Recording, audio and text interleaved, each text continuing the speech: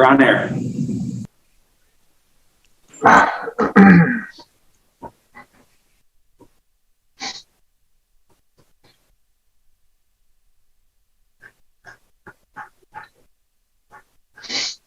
All right.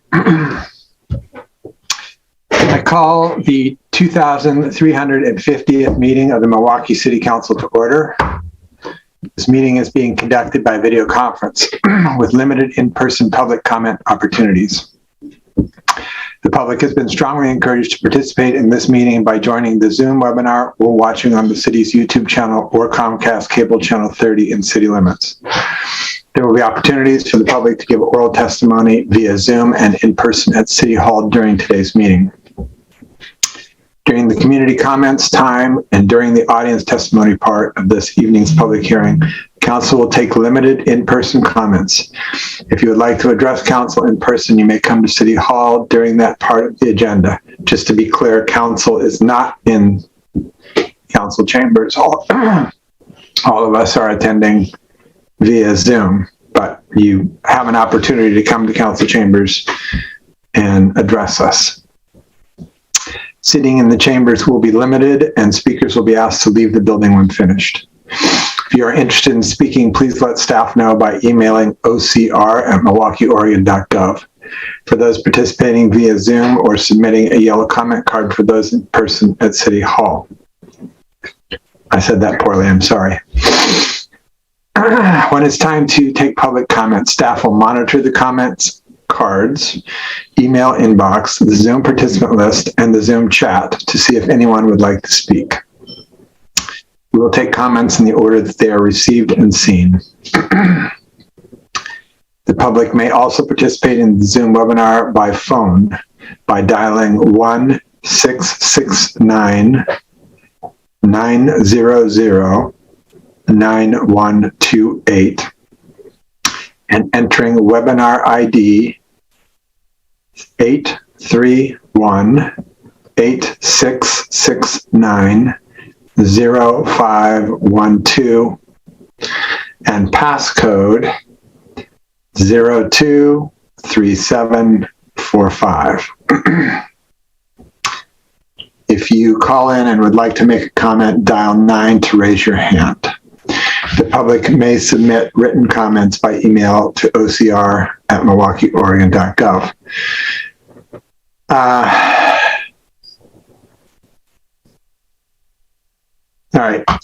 First, I want to point out that with all that said, we have a number of people involved in tonight's hearing that are not feeling well. So we will be holding the public comment period open until the next regular session.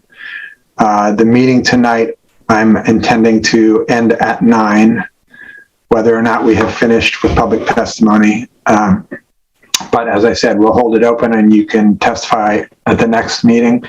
If you're here tonight and don't get a chance to give testimony, please send an email to Scott at the email before ocr@milwaukieoregon.gov, and we will get you on at the beginning of the testimony at the next meeting.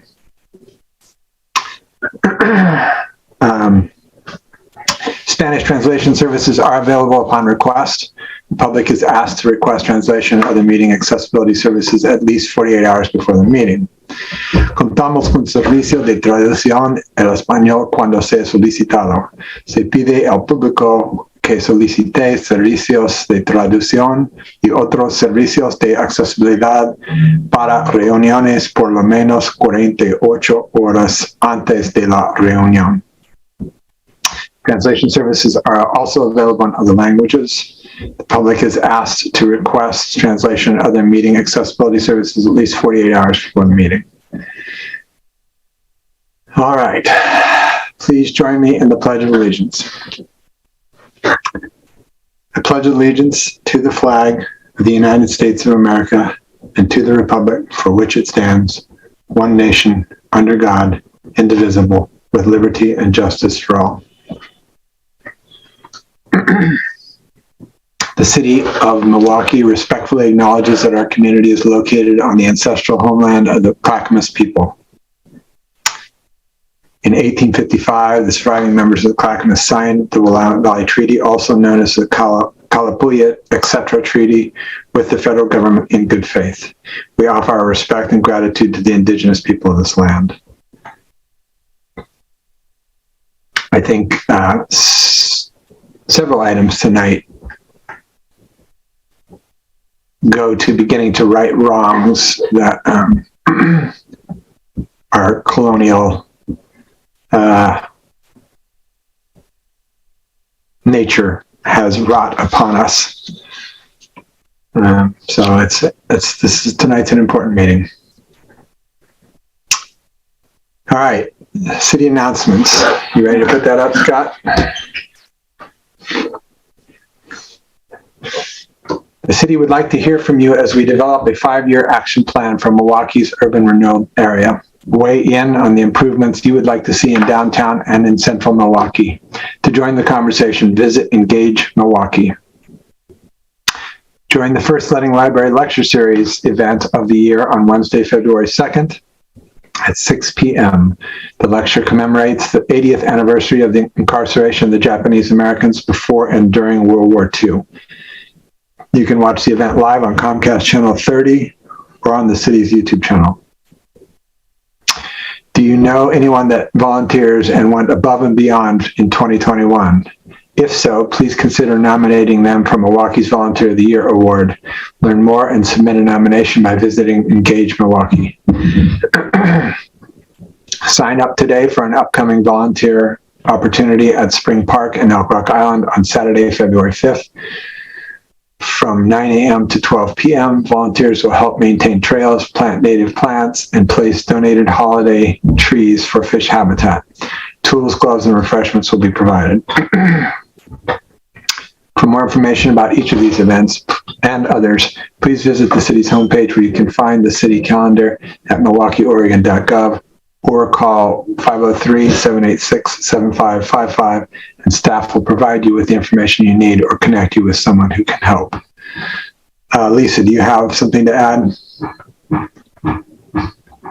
I do. I just wanted to briefly mention that the North Clackamas Watersheds Council has a noontime kind of series of workshops next week, Monday, Tuesday, and Wednesday, where they give kind of an overview of the watersheds in our region and issues that arise in the watersheds. They've done it, this series before, but this is the first time they've kind of done it all in 1 week like this. So, and it's kind of a lunchtime thing that you can just take a break in your rainy day and listen to. So the easiest thing I can say in terms of finding them is just to Google North Clackamas Watersheds Council or find them on Facebook. Find their website or find Facebook and you'll be able to see how to sign up for those free talks.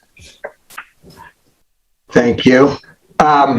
One more thing before we, this is kind of to staff. Apparently there are some people that don't still know how to use Zoom, particularly for our council meetings. So, and since the screen that I am working with is very different than what they're going to see as, you know, in the group that they're in, if someone could sign on as a not panel member so that they're using the same screen and be able to take 3 minutes before the first testimony and kind of walk people through how to raise their hand or things like that, I would really appreciate it. Cool. Yes, Anne. There's actually one other event that I just wanted to make sure made it out there, which is that we are having a presentation at our Arts Committee meeting tomorrow night on an art installation that's being worked on with the tribes, with the Grand Ronde down at Milwaukie Bay Park. We are making that available to everyone, so all you need to do is go on to our calendar and it'll say Art Committee discussion. Just click on it and you can participate tomorrow night and watch the presentation. We're also going to be recording that. So it will be available after the fact for people to watch, but it's a really amazing project. We're so excited about the partnership with the Grand Ronde and just can't wait to have the discussion. So if you want to be a part of it, please consider attending. Thanks.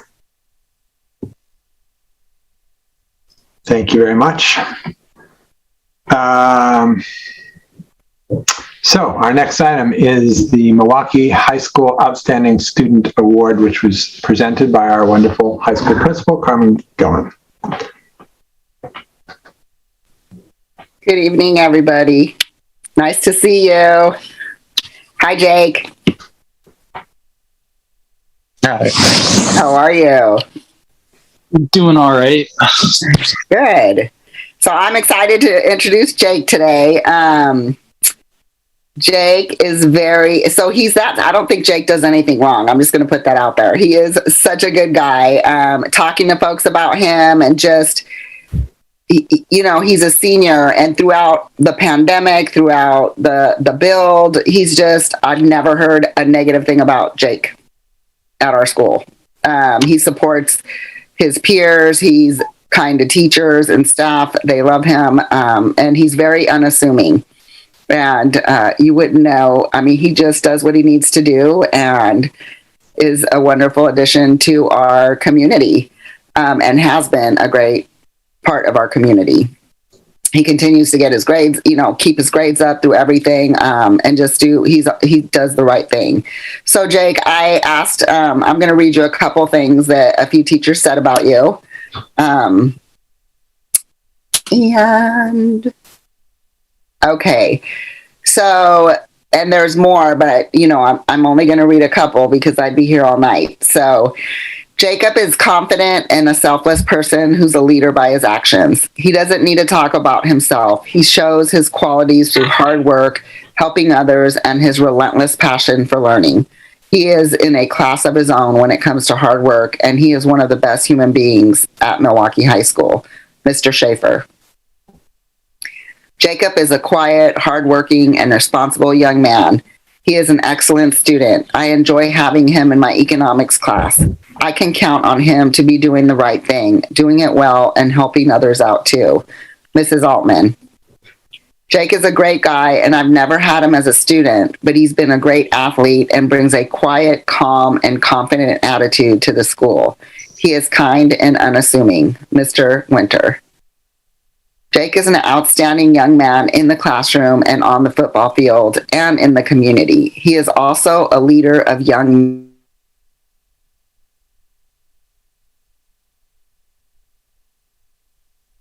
and honorable mention All-State in football as an offensive lineman. I wish I had 10 Jake Coopers. It would make my job way easier. Coach Price.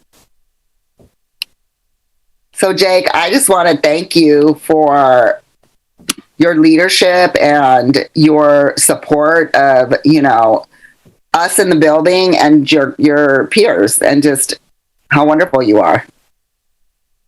This is Jacob. Thank you. Thank you. Well, congratulations, Jake. What we usually do is have each of the counselors speak briefly. Is there somebody who'd like to go first?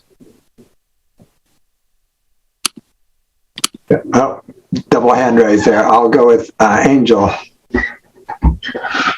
Hi, Jake. It's so nice to meet you. Congratulations to be acknowledged tonight. I think of a ton of Principal Gelman and the folks there at the high school. So it says a lot about you.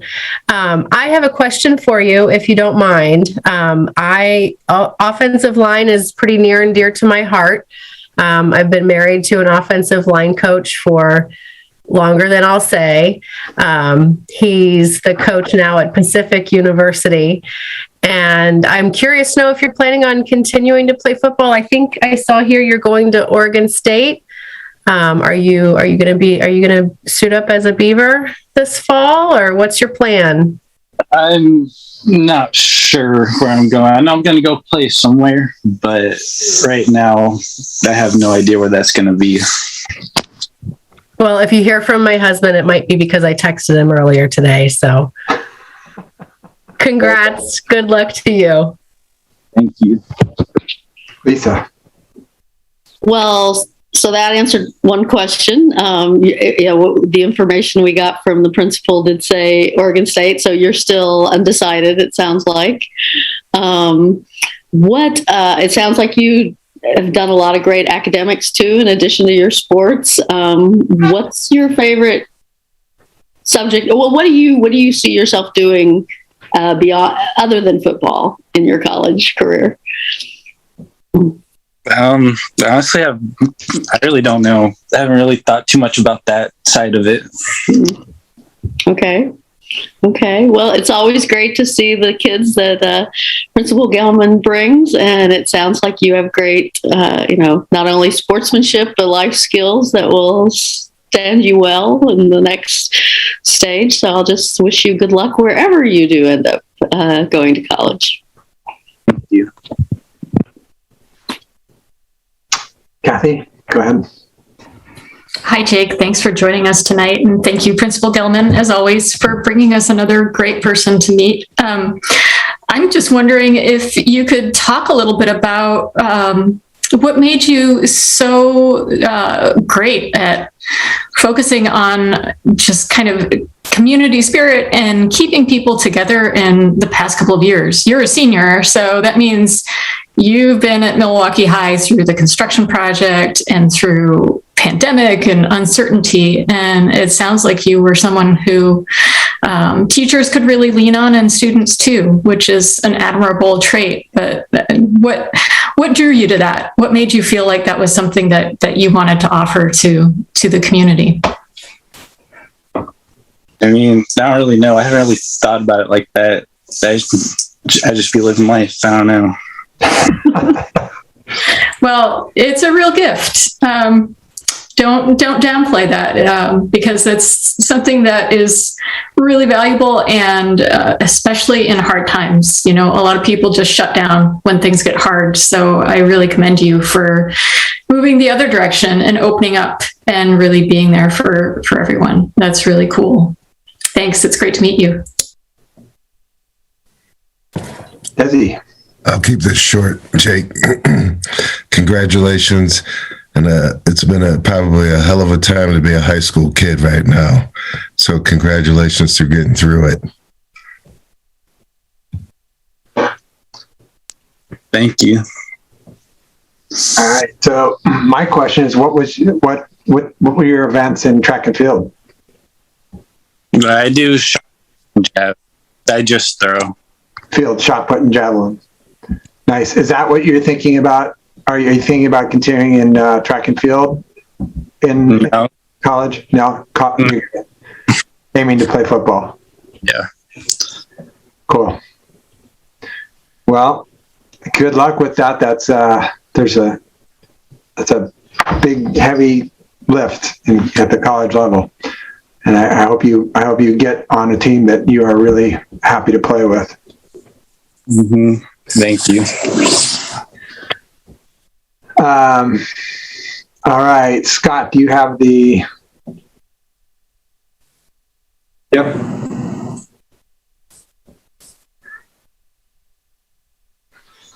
The City of Milwaukie is proud to recognize for outstanding student achievement in academics, civic engagement, and extracurricular activities at Milwaukie High School, Jacob Cooper.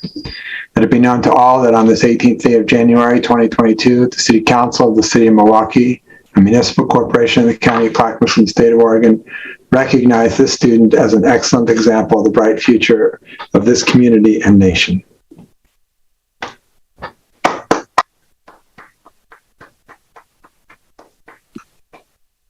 Can I just say, I recognize it's difficult for Jake to be in the limelight. He is shy and he just leads and is a good guy.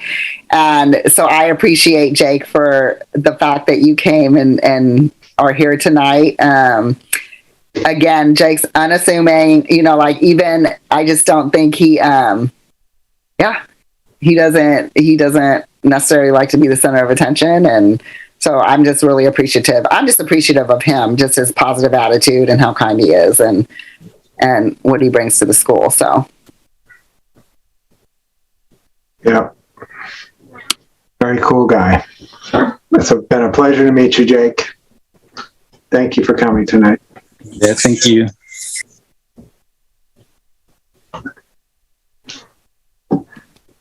Okay, Jake. Nice. Have a good evening. Any updates from the high school? Principal Gilman? Well, we didn't have school on Friday because we have, our numbers are rising, and it's just really hard to keep staff with the contact tracing and everything, like have enough staff. And so just everybody's been working really hard, all hands on deck. Kids are so kind and understanding, but our attendants, a lot of them are staying home as well because either they had contact or they have fears or other things that are preventing them from coming to school. And our district in general is sending people out every day to buildings, and we're tracking who's around and who isn't to offer support. So that's been really good. So right now, that's pretty much our focus, is trying to keep buildings running, because we know that it's important for kids to be in school. And we saw, when they weren't in school, kind of what happened and the impact of that was. So I think we're all just trying to grapple, especially our district office, with how do we move forward and what do we do? So that's kind of where we're at. And so right now it's all hands on deck. I mean, in the last 2 weeks, I've been the principal, a secretary, a substitute, a contact tracer, a COVID tracer, or a COVID tester. And so we're all doing lots of different things just to make sure that we can keep the doors open. So, but yeah, that's where we are. And we have forecasting coming up. We have the Youth Truth Survey coming up. We have, some other things coming up. A theater performance. Well, the theater production we talked about last time has been moved because kids were having to stay home, or the kids weren't able to show up consistently enough to actually do it. So we've moved it. We've moved it towards the springtime so that we can have that performance. So please let us know when it gets rescheduled so that we know. I will. Thank you all so much, and have a good evening. Thanks, you too, and hang in there. You're doing a great job. Thanks. All right. Is it a staff member prepared to give a little Zoom lesson? Zoom lesson? Well, if folks watching on YouTube or on Comcast cable channel 30, probably the most direct way is there's a link on the city's website, milwaukieoregon.gov/meetings, and find tonight's meeting. And then it's a direct link that just takes you straight to the meeting. There is a phone number that the mayor read earlier in the meeting that people can just dial right in. And then there's a menu that prompts one to enter the numbers of the meeting that you enter. I'm sorry, Mr. Mayor, I'm not sure. So Scott, when we're looking at our screen, it's very, very different than a screen that just is a participant but not a panel member. I noticed that when I was at the NCPRD DAC meeting the other night, there are far fewer choices. And for some people, it's difficult to find their way to raise the hand. And I can't remember from that other night what that looked like. So I was hoping somebody could get on and see that screen and be able to walk people through it. Anne. So basically what you're seeing at the very bottom is only 3 buttons if you're watching this and we're all on the panel discussion. There is a hand raising gesture that's on the left-hand side of that screen that you can raise. Just push it, and then we'll know that you're interested in coming up. Scott will then invite you up into the meeting to speak. And then he'll let you go back down when we're done. So that's all you need to do. He'll do them in order of people as they raise their hand, and then we should be fine. If that isn't working, there's also a chance, there's a chat box. It says like a little chat symbol on it. You can click on that and just type, "I'd like to speak," and he can promote you the same way. So either of those options will work for us tonight, and we'll make sure that you get up into the main room to speak during your turn. What about for folks who use the phone, the dial in? I think there are some keystrokes that you can use to indicate that you'd like to speak. And it's been a really long time since I've had to use them. I don't know if anybody else has that. I believe it's *9, and Scott actually looked at this week. So what you would do is you would call into our Zoom call, and we've read that phone number a couple of times tonight, but it's also up on our agenda, so you can get to it on our agenda. If you'd like to speak from the phone line, you just push *9. We'll then know, and then we'll promote you up the same way we would have if you were on screen. Thank you, Counselor.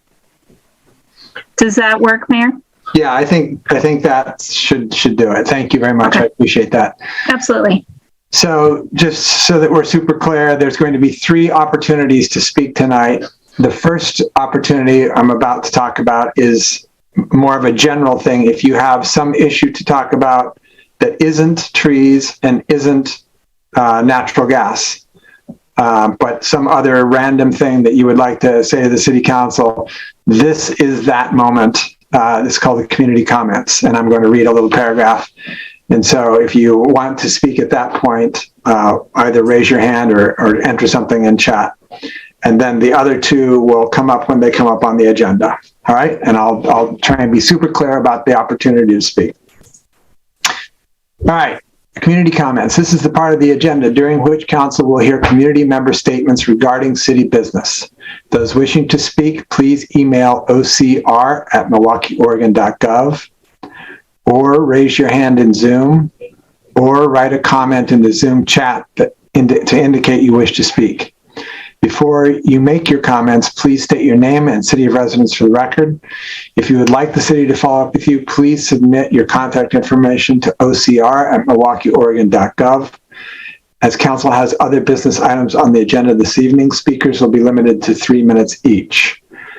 I've been a little gentle on that during COVID, but I think we have a lot of people wanting to speak tonight on various things, so I'm going to have to be a little more firm tonight on that.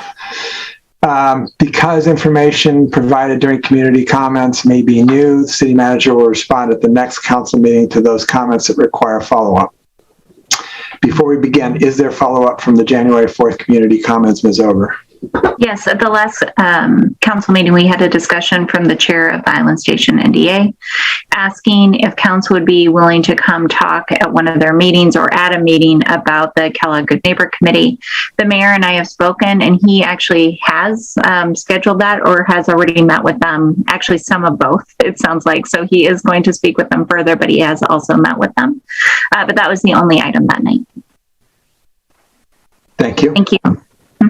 Scott, is there anybody that's wanting to speak in this portion of the meeting? Double checking the email, Mr. Mayor. Scott, I do not see any hands raised at this moment, and I don't see any emails. Okay, very good. Tonight's consent agenda includes minutes of the city council for December 7th, 2021 regular session, December 14th, 2021 study session, December 21st, 2021 work session, and December 21st, 2021 regular session. There's a motion approving the 2022 council committee assignments. There's a resolution acting as the local contract review board authorizing a contract with Bridge Tech LLC, Adnetics, and Timmons Group for technology support services. There is a resolution acting as the local contract review board authorizing a contract with Online Solutions LLC for software as a service to support permitting, licensing, land use, and code enforcement.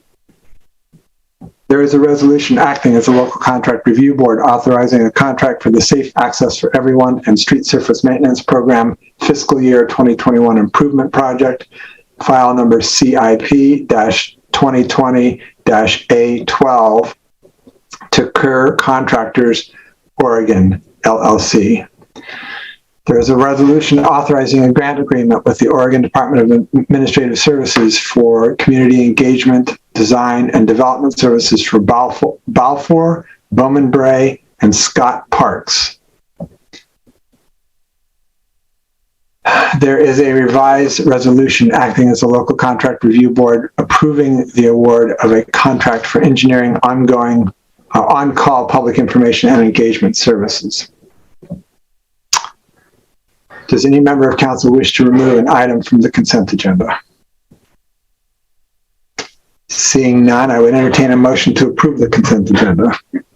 I'll move to approve the consent agenda as written. I'll second. It's been moved and seconded to approve the consent agenda. All those in favor? Aye. Aye. Aye. Opposed? None heard. The consent agenda passes unanimously.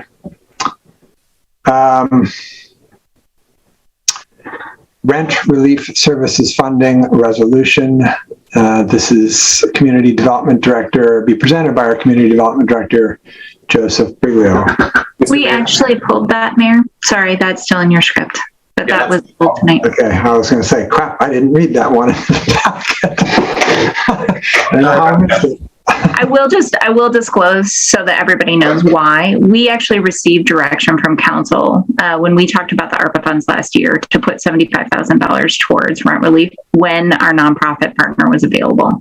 So we were just confirming that. We don't need to confirm it. If you all want to take that back right now, you could probably tell me that, but I wasn't assuming that. So I told them they could pull it off and we'd be fine. Okay. Thank you. Great, thank you. All right, the next item is a natural gas ban resolution discussion, and it's being presented by me. So I want to preface this in a couple of ways. One, I think the resolution makes it very clear why a city would do this. We face an unprecedented threat to our very existence, and methane is a big part of that. And one of the strategies, actually the only strategy that anybody is engaging on at this moment for reducing that, is cities all over the country are banning it.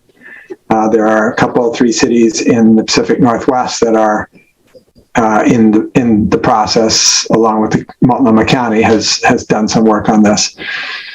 So the intent of the resolution was to start a conversation. There is nothing in this resolution that takes any action specifically whatsoever. It is simply a resolution to start conversations about whether or not we even can do a ban here in Oregon, given state laws. A resolution kicking off the conversation that we're going to need to have this summer in our climate action plan to meet our 2035 goal, which is to be a net zero building energy city by 2035. That's shorthand for natural gas. We do have some oil furnaces in the city, but it's nominal. So natural gas is the biggest part of that. This is, and then the last one is kind of an action. It moves us towards a decision about any money we spend on new buildings or updates of buildings over $50,000. We would make sure that they were all electric and not natural gas. So I guess there is somewhat of an action in that, given that we have a city hall that we are in the process of moving into. However, all of that said, my intention tonight is simply, I'm not going to ask for a vote tonight because a few people were uncomfortable with that. So tonight is to start the conversation, to get a sense of where council is and what council would like to know before we bring something like this to a vote, and then to hear from various stakeholders on both sides of the issue. I would expect by the end of this evening that there will be an intention to have a further meeting, either a study session or a work session, that largely Kathy and I can organize and invite various stakeholders to present data and information to us and strategy. And it shouldn't involve much, if any, staff time. So that is where we are. I think, well, I can go either way. I would like to hear from each of the counselors, but would you rather hear from testimony first, or would you rather kind of give me a sense of where you're at first? I think it would be helpful for the public to understand better where we're coming from. Okay. Yeah, I think so too, because then they can respond accordingly, right? I think, I hope I've made myself clear that this is a critical piece of stopping climate change. We've all experienced the very tickling beginning of what climate change is going to look like between the ice storm, the heat dome, the fires, and the smoke. Those are a kind, gentle version of what we're looking at if we should do nothing going forward. And methane is a big part of that. So that's where I'm coming from. Kathy, you've got your hand up. Go ahead. Yeah, thank you. And I know there are a lot of people here who are interested in this topic, and thank you for showing up and for your interest. I want a point of information. I believe the mayor was not entirely clear when he spoke about this. I believe his intent with this resolution was to introduce a ban on natural gas in new construction, not a ban throughout. That was the way I read the resolution anyway. Yes, correct. So I just wanted to clarify that. Don't worry if you have natural gas right now, please. And to say, you know, I ended up on council in part because I was part of the Climate Action Plan Committee. This is a thing that I care about a lot. It is climate action is very important. We all know this. That said, I think this is a really big topic, and it's not something we can tackle in a resolution. This is something that needs far more attention and far more input from stakeholders and far more input from our staff. Right now, we are working on some pretty big stuff. We've got the PGE negotiations around trying to create a clean energy product that will serve all of Milwaukee. We have a review of our climate action plan. Our 5-year review is this year.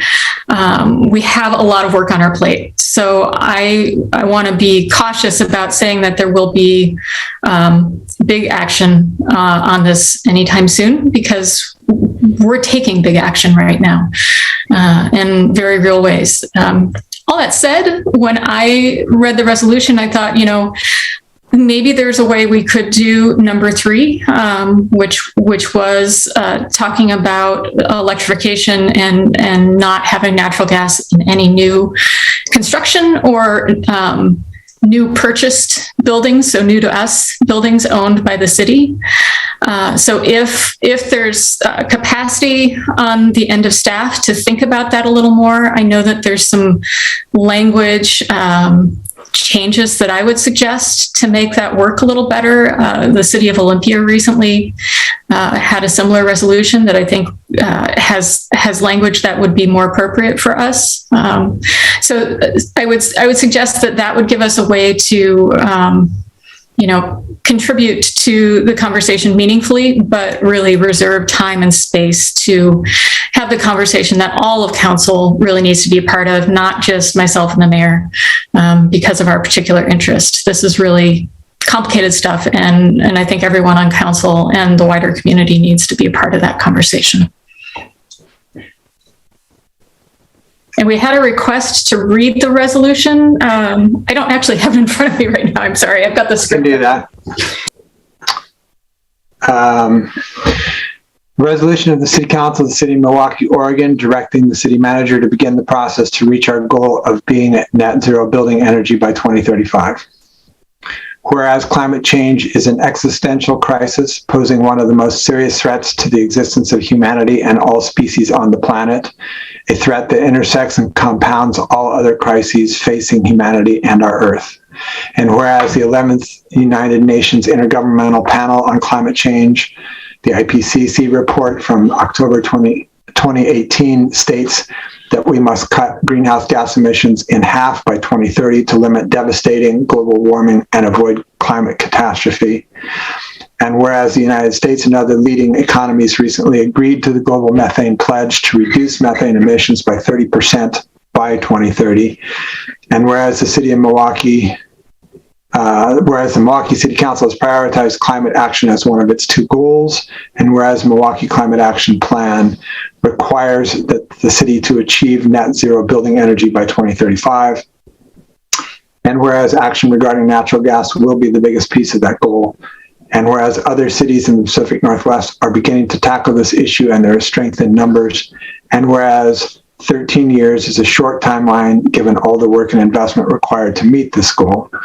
Now, therefore, be it resolved by the City Council of the City of Milwaukie, Oregon, that the City Attorney is directed to coordinate with other cities engaged in this effort and then schedule work sessions to discuss a path forward to make changes to the city code that would require all newly constructed residential, commercial, and industrial buildings be electric only by February 5th, 2024. And be it further resolved that the City Council will amend its CAP, its Climate Action Plan, to provide a roadmap for how the city can achieve decarbonization of existing residential, commercial, and industrial buildings by 2035, with consideration for how low-income and historically marginalized households will be impacted, including strategies for existing rental housing stock. And be it further resolved that the City Council directs the city manager to ensure that all newly constructed city-owned buildings and major renovations of existing city buildings that receive $50,000 or more of city funding are all electric, becoming effective July 2022. All right.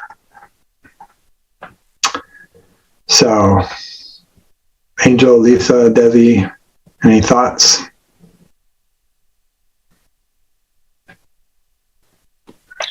Well, I think, the council president made a good overview that it's a very complicated question. There's a lot to learn. And I know, I read articles about cities that are doing this. Berkeley comes to mind, and Eugene and other places. So, I do know it's a step that's definitely considered by municipalities, but I think there was also a lot of food for thought in the letters we got from the public. We got a rather extraordinary number of letters in like a day and a half on this. So I think it warrants a lot more discussion and consideration than we're prepared to do tonight. I don't think I have anything more to add to that. I agree with all of you that we have a lot more conversation in front of us around this question and how to move forward. I think Council President Heisey brings maybe some good ideas for maybe something, some moves, some immediate steps we can consider, not immediate steps, but intermediate steps, I guess I should say, that sound perhaps like good steps forward. And I look forward to learning more from you all, including a lot of the people who took the time to write to us. And, it has been a lot. We've received more, on such short notice. It's been interesting to see so much response and so much input. And so I imagine that those conversations will be really productive and very fruitful. So thank you for doing that. And I hope that we can schedule some things here soon where we can all engage each other a little bit more around the table. Thanks. Desi, anything? I don't really have much to say. Sorry.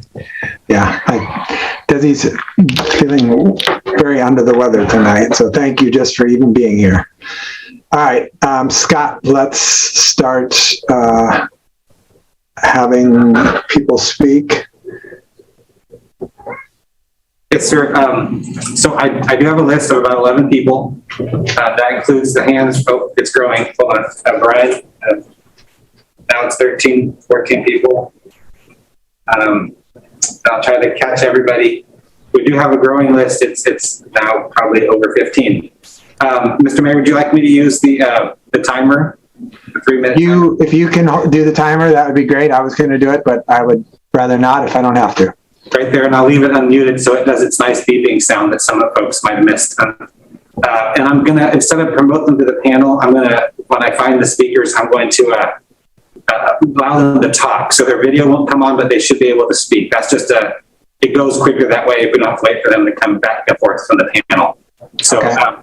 So they'll be able to hear, but we won't be able to see them. And I have a list that includes the 4 people who pre-registered to speak before the meeting.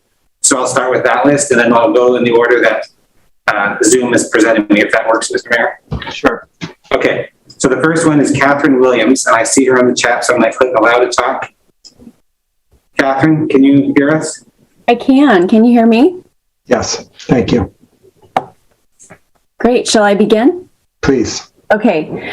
Mayor Gamba and City Councilors, my name is Catherine Williams. I'm the Vice President of Public Affairs and Sustainability at Northwest Natural. Thank you for the opportunity to briefly address Council tonight on the natural gas related resolution. As your gas utility serving over 6,000 customers and employers in Milwaukie, we are pushing to accelerate the energy transition we all agree must happen. As we became aware of these proposals late last week, we have not had time to provide written comments, including answering any questions you might have about the details behind our 2050 carbon neutral work adopted by our leadership in 2021. This in-depth scenario analysis illustrates options to achieve carbon neutrality by 2050 for the energy services we provide to our existing and future customers. All 3 scenarios incorporate varying applications of enhanced building energy efficiency technologies, declining amounts of verified offsets, and lower carbon fuels such as renewable natural gas, clean hydrogen, and new technologies like carbon capture. The state's climate protection program that went into effect this month requires natural gas utilities to drastically reduce emissions. We hope that will be included in any modeling the city undertakes as part of this resolution. It's clear that Mayor Gamba and this council have led on climate issues. When I made the decision to join Northwest Natural a few years ago, it was in large part to assist a relatively small natural gas utility in the Pacific Northwest that had already been leading with its low carbon pathway, conservation tariff, smart energy program, and methane reduction programs, further accelerate the transition to a fully decarbonized utility. I'm extremely proud of the work we've completed thus far and know we have much more to do. We have legislative approval to buy renewable energy. We have formed a renewables department and signed agreements with options to purchase or develop RNG totaling about 3% of annual sales volume in Oregon, just to name a few.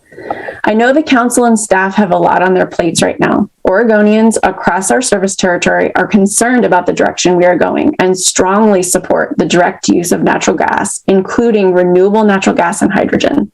This statement is supported by recent polling where 70% of voters across our service area are opposed to a ban on gas for new hookups. 54% strongly opposed. If the city considers the views of its residents and analyzes data from balanced and objective sources about emissions, cost and energy systems, and household reliability, we believe you will conclude that forcing electrification in homes and businesses doesn't make sense. We hope any carbon reduction policy would incorporate all renewables and new technologies to decarbonize both the electric and gas systems. Thank you for the opportunity to comment this evening. Wow, well timed. Catherine, quick question. Since a big portion of your 2050 plan includes building energy efficiency, I'm hopeful that Northwest Natural will be supportive with the state legislature on our REACH code. We're looking at Mayor Gamba, we're looking at all the language right now. Our concern is that it needs to take into account site and source. Okay, well, I look forward to further conversations about that. Thank you. So do I. Thank you. Next, Scott. Yes, thank you, Mr. Mayor. The next person who registered earlier is Paul Lisak, and I think I see him on here, so. Paul, can you hear us? Did I push the right button? Yes, you did. Okay. You may or may not know who I am. I believe the mayor knows Lysek's Fireplace and Stoves. So we've been in this community a long, long time. And I'm glad to hear that we're going to have more time to talk about this and discuss this. But one thing I really like you guys to think about is what I dealt with last year. Our community here, which I've been part of since I was born, family has been here since 1922, is our only emergency heating when we have ice storms, and anytime the electricity goes down, is wood and natural gas. Last year during the ice storm, very early on, my service department was already booked from weeks ahead. I got phone calls from children of older residents of Milwaukie who have gas inserts and fireplaces that weren't working. You know, they hadn't used them for years. They hadn't needed them. And when they needed them, they weren't working. And I spent quite a few nights driving around to these elderly couples and little ladies, getting their gas their gas fireplaces and inserts running so they would have heat. Gas is the only thing that works when there is no electricity. So they could heat their homes partially, but they also were able to cook. So they had hot tea, hot coffee. And that's really something that needs to be looked at, because I know that you're saying that new construction, you're not going to do, you don't want to run gas to the new communities and new areas. But if the contractors can't get Northwest Natural Gas to help them put in the gas lines, then there's no gas in those communities, in those areas. And then there's no option of adding any kind of emergency heat in those areas. And that's one of my biggest concerns. That's the main thing I wanted to just kind of get you guys thinking about tonight as we move forward in larger discussions of this whole situation. Thanks, Paul. Next, Scott. Okay. Next, I have Elijah Seathouse, and I think it's Elijah here. Yeah. Yeah. Hey, can you hear me? Yes. So Mayor Gamba, City Council, thank you for providing this opportunity for testimony. My name's Elijah Seathouse. I'm actually here with my partner, Sophie Jokla, who wanted to testify with me. We've been residents of Ardenwald neighborhood for the last 4 years. We love living in Milwaukie. I'm going to start. I'm currently a law student at Lewis and Clark, and I'm strongly in support of this resolution to ban gas in new buildings and to move towards 100% electric. Homes and buildings consume nearly 43% of all energy in Oregon, and they're a cause of about a third of the state's climate pollution. So the second largest source of pollution after the transportation sector. And a really important recent study found that these numbers may not even be accurate because leaks in urban areas are often significantly undercounted. So that's leaks from our homes, pipelines, and storage tanks. Putting an end to the expansion of fracked gas in homes and buildings is one of the most important first steps we can take in Oregon. So by taking the lead here, you really join with cities across the country like Berkeley, San Francisco, New York City, and you support the bold efforts of our sister city in Eugene by sending a clear and direct message to the state and to other growing cities in the West to step up and do the necessary work to protect residents and the climate. So thank you. I'm going to pass it to Sophie. Hi, Commissioner and City Council. As Elijah said, my name's Sophie. I'm enrolled in community college, taking prerequisites for a nurse midwife program at OHSU. And I also work with the unhoused community in downtown Portland. In addition to what Elijah said, I'm also in favor of the ban as someone who lives and cooks in a home that is heated and runs on fracked gas. I love to cook, and now with the pandemic, I'm cooking more than ever. But I worry about the health effects of our gas range. We know that cooking with gas for just an hour produces nitrogen dioxide levels that would be illegal if found outdoors, and that children who grew up in homes with gas stoves have a 42% increased risk of asthma symptoms. I don't want to live in a house that poisons me, and I certainly don't want to think about bringing our future children into a space that could be so harmful to their health.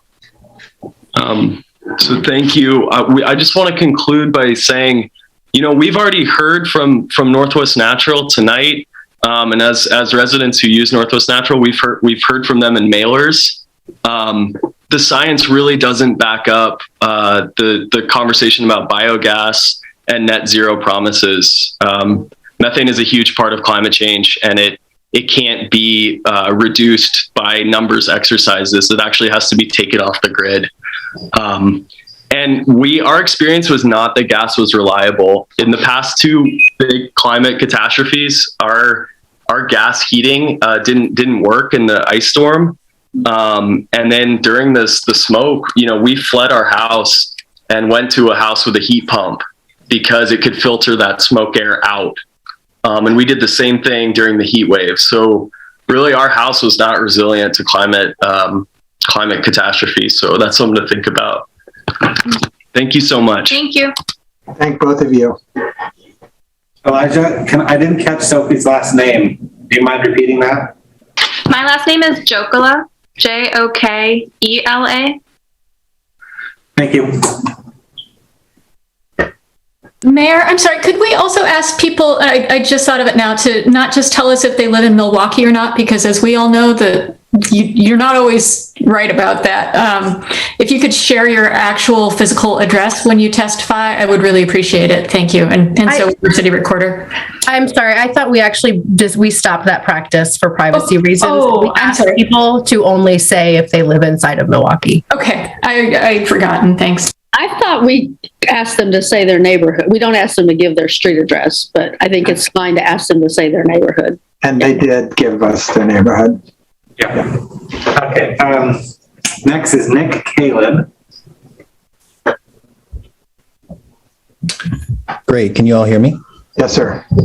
Great. Thank you, Mayor Gamba and the members of Milwaukie City Council. My name is Nick Caleb. I'm a climate energy attorney at a nonprofit called Breach Collective, which is based in Eugene, Oregon, and supports local governments throughout the Pacific Northwest transitioning to 100% renewable energy. I submitted written testimony as well, along with the Green Energy Institute today. And so I'll only summarize shortly those comments and hope that you can see those. But I had a chance to read through the resolution. Thank you very much, Mayor Gamba, for introducing it. And thank you for the rest of council for taking a close look and thinking through this really important issue. I'm going to talk mostly about the health impacts of gas and claims that the gas utilities are making in response to electrification policies throughout the United States.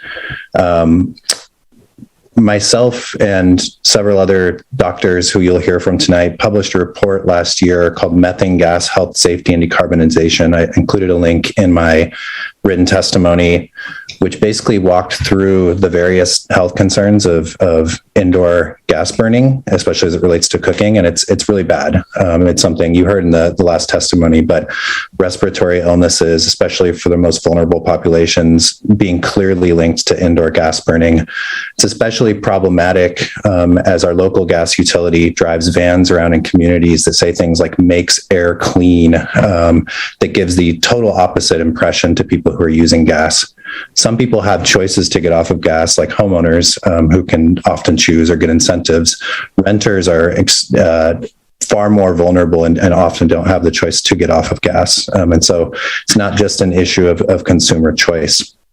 So I'd encourage you to please take a look at that report. 62 other organizations throughout the Pacific Northwest, many who I'm sure you'll be familiar with, signed on to that report.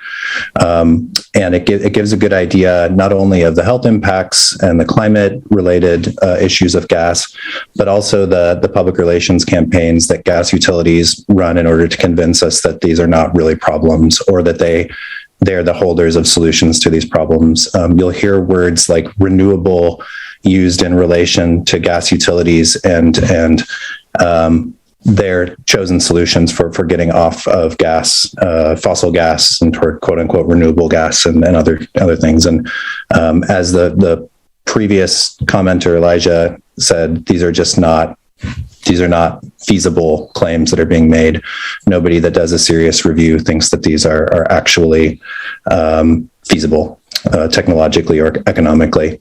And so I would just say, as we go through this conversation, which I'm sure will take many more sessions and folks will look at this closely, take what you hear from the gas industry with a grain of salt. Definitely look deeper into it, and please take a close eye to detail. Thank you very much for your time and consideration. Thank you.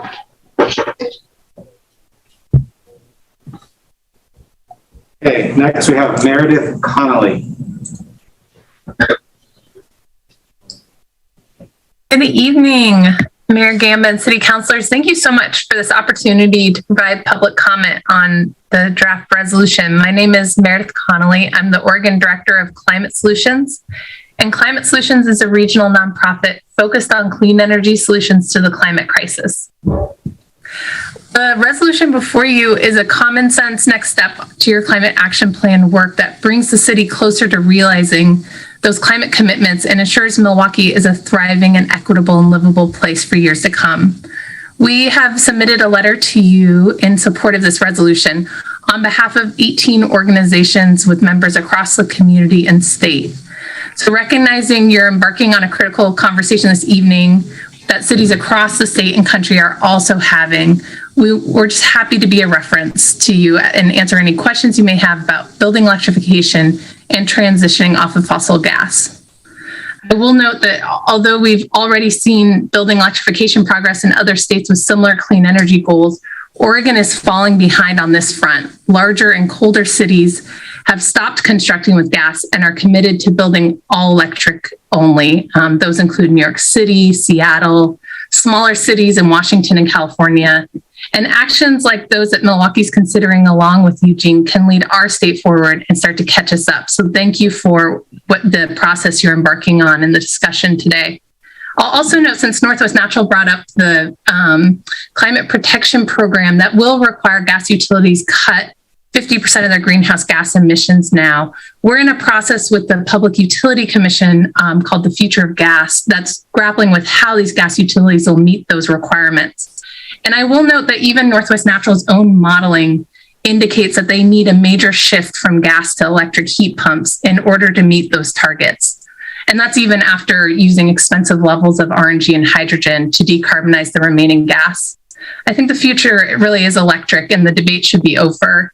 I'll also note on a personal note, I live a few streets up from Johnson Creek Boulevard, so I'm not technically in Milwaukie, but my family and my young children were also some of the unlucky ones without power during the ice storm last February. And we had a gas furnace and gas water heater, gas fireplace. None of them worked during the power outage. Every gas appliance we had relied on electricity to provide heat or any function. So it was a myth that gas provided that backup. They also started leaking methane and we had to call Northwest Natural to come shut them off. We've now gone to an induction stove, which is amazing, but we are still working through the process to replace the rest of our appliances. So in general, this is a very urgent issue. Fossil gas is the second largest source of climate pollution in Oregon after transportation pollution. We have to get serious about addressing it. And every new building we build will last for 50 years. So thank you for taking very seriously the legacy we're leaving for our children and future-proofing our city. Thank you so much.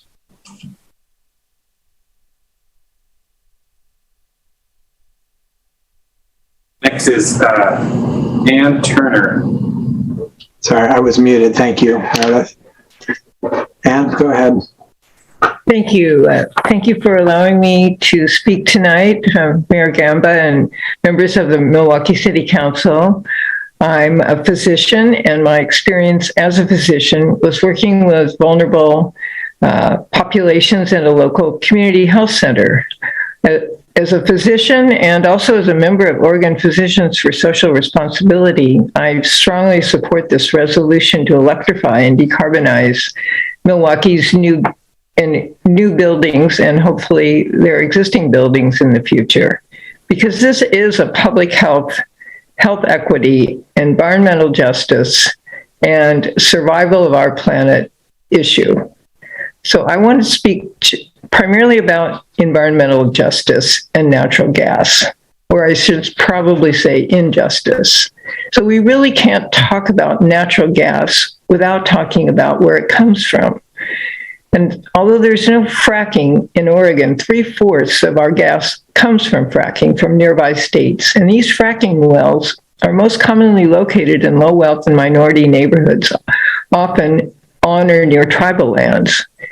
They use toxic chemicals in hydraulic fracturing to pollute the air, contaminate the groundwater and soil, and these chemicals are also associated with increased rates of cancer, birth defects, and asthma. So in our homes, as people have noted, gas stoves, ovens, and fireplace inserts emit air pollutants such as nitrogen dioxide that pollute our indoor air. And as mentioned, children have an 42% increased risk of asthma if they live in these homes. But not only that, research has shown that there are higher rates and worse outcomes for asthma in communities where there are significant racial, ethnic, and income disparities. In addition, as someone mentioned earlier, low-income and minority communities are more likely to be renters and have no control over their appliances, what type they have, and they're often poorly maintained. And if they have gas, they're often not properly vented. They may live in spaces that are quite small, and so overall, the concentration of these pollutants is much higher. And then last, but certainly not least, the health impacts of climate change, which are too numerous to recount, are disproportionately experienced by low wealth and minority communities. So on the other hand, electrification improves the health of our communities. In Boston, when residents of 2 public housing residences moved into green electrified housing, there were significant decreases in indoor pollutants and improved health outcomes. So as we talked about earlier, with already experiencing wildfires, we find that, if we had electric stoves and ovens, we could use them, but not if it was not recommended. They were not recommended to be used if we had gas. And similarly, in the last heat dome, electric heat pumps provide not only affordable heating, but also cooling. And we know that so many people lost their lives in the last heat dome. So to support environmental justice, it is imperative that we get off natural gas and promote electrification, as you have proposed in this resolution. Thank you for allowing me to speak. Thank you. Next. This is Melanie Clout. Hi there, Mayor Gamba, councilors and staff. Thank you for providing this opportunity. I'm a retired physician, and in 2021, I volunteered at the Oregon Convention Center as a vaccinator. Today, I would like to immunize you, not against COVID, but against the claims of the natural gas industry. This industry is fighting for its life. They know that methane damages our climate and that natural gas is mostly methane. The industry greenwashing of methane as being natural and clean has been highly successful. And until a few years ago, I too had a warm, fuzzy feeling toward this fossil fuel. Seeing the writing on the wall, the industry claims they can bring a greener gas into our homes by adding biomethane or green hydrogen. Biomethane, sometimes called renewable natural gas, comes from anaerobic decomposition at sewage treatment plants, landfills, or industrial agriculture. Sounds good, right? But there are a few problems with biomethane. First of all, it's still methane, so when it burns or leaks, it warms the planet just like fossil gas. Secondly, there isn't enough biomethane to replace more than a small percentage of the fossil gas in our pipes. In 2018, the Oregon Department of Energy estimated that only 4.6% of our gas usage could be replaced.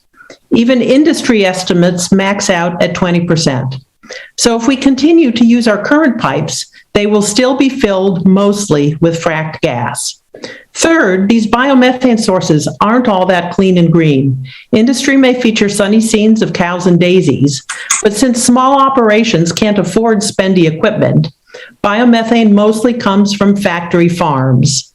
Paying them for their methane only incentivizes a move to these larger, dirtier enterprises instead of family farms. In the same way, dollars for landfill methane pushes us away from better alternatives such as aerobic composting and waste reduction. Fourth, biomethane is very expensive. As the well-to-do electrify, the ones who can't will be left subsidizing an increasingly costly system. Green hydrogen, in brief, another solution touted to replace fossil gas, has technological and expense issues, is highly explosive, and causes pipes to become so brittle that it can't be added in meaningful quantities to the existing system. These two fuels may have appropriate uses in hard to decarbonize sectors such as aviation, the steel industry, and specialized storage. They should not be wasted in our buildings where we already have an existing cleaner alternative, electricity. Let's be clear, there is no longer a controversy. Electrification is the least cost solution. It's cheaper to build, and as you've heard, it's better for our health. As much as the gas industry would like to muddy the waters, there are no excuses for slowing electrification. We should be doing everything possible to speed it up, such as passing this resolution. We don't have time for delay. Action now is many times more valuable than action in the future, and 2050 is far too late to get to zero. The problem with the gas industry isn't that they are bad people, it's that they have a terrible product. It's dangerous for health at the fracking sites, as we use it in our homes, and by its damage to the climate. We can get off fossil fuels. I'd like you to remember that we used to think that lead paint was a good idea too. We can change. Thank you for allowing me to testify today. Thank you. Scott? Yep. Did the timer go off there? Just like can you let it run a little bit longer? I wasn't even sure I heard it. Okay. Want to do 4 minutes? No. I don't mean that. I mean, does your timer only go dingle dingle for like 2 seconds and then stop? Yeah, good. Okay. It barely came through. During the next one, I'll move the speaker a little closer to the beeper. All right. Thank Maybe you can give a visual, Scott, like wave or something when it goes off. The next one is Brad Reed. Thanks. Go ahead, Brad. Good evening, Mayor Gamba, City Councilors. My name is Brad Reed. I live on Jackson Street in Milwaukie. Shout out to Hector Campbell. Councilor Heisey, appreciate you coming out to our neighborhood park cleanup yesterday. I'm excited to see our community engaging in a conversation on all electric and energy efficient future for our homes and buildings. Planning and acting early will make Milwaukie a better place to live and work and prepare us for extreme weather and natural disasters. Our homes, our apartments, the buildings are our first line of defense when we're inundated with wildfire smoke or extreme heat, as we've all experienced in the last few years. I remember being in total shock walking to the Safeway on King Road during one of the 2020 fires and not being able to breathe the air in my own neighborhood. Seeking refuge inside, next to methane gas burning appliances, knowing the harms to our personal health and knowing that it was contributing to climate change, driving these extremes outside does not bring the kind of comfort that it could. With fast action on efficiency and electrifying homes and buildings, we could transform our community in 3 important ways: healthier inside, lower utility bills, and we'll take responsibility for our part in the climate crisis. I study trends in the energy sector as part of my job. All fossil fuels are on their way out. For good reason. It's only a matter of time. By being proactive, Milwaukie can ensure no community members are left behind, and we all benefit from an orderly, planned transition to an electric future. I ask the council to lead by example by committing all city buildings to be all electric. Simultaneously, let's act to make sure no new buildings are burdened with an outdated hookup from the start to fossil gas, and then quickly begin transitioning our current homes and buildings to more affordable, safer electricity, intentionally making sure that those who can least afford it are taken care of first. I really appreciate your time and your consideration.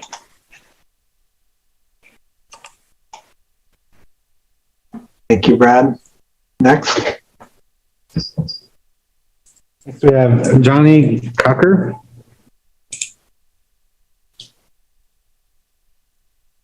Thank you. Good evening, Mayor Gamba and City Councilors. Thank you for the opportunity to provide testimony. My name is Johnny Coker, and I work for Rafferman Institute, an independent nonprofit working to shift towards a low-carbon future. I'm also a registered mechanical and civil engineer in the state of California. Electric buildings are cheaper to construct, reduce greenhouse gas emissions, and are healthier for its occupants. RMI's 2020 report, the new economics of electrifying buildings, concluded that an all-electric home in Seattle is $4,500 less in upfront cost and $4,300 less in lifetime cost than a mixed-fuel home. They are cheaper because once you remove the gas, water heaters, stove, and furnace, you don't need to install the gas infrastructure of the home, which typically costs thousands of dollars. RMI's analysis of residential heat pumps utilizing data from the Environmental Protection Agency and the National Renewable Energy Laboratory found that as of 2020, replacing a gas furnace with a heat pump will reduce carbon emissions in 99% of U.S. homes over a 15-year life cycle. That pretty much means that any new home that is built today will have a lower carbon footprint than a mixed-fuel home. Recent RMI analysis of Harvard T.H. Chan School of Public Health study data found that burning fossil fuels in buildings cost the state of Oregon $221 million in health impacts due to early deaths. Additionally, a 2013 study found that children who grew up in homes with gas stoves are 42% more likely to experience asthma symptoms than children who grew up in homes with electric stoves.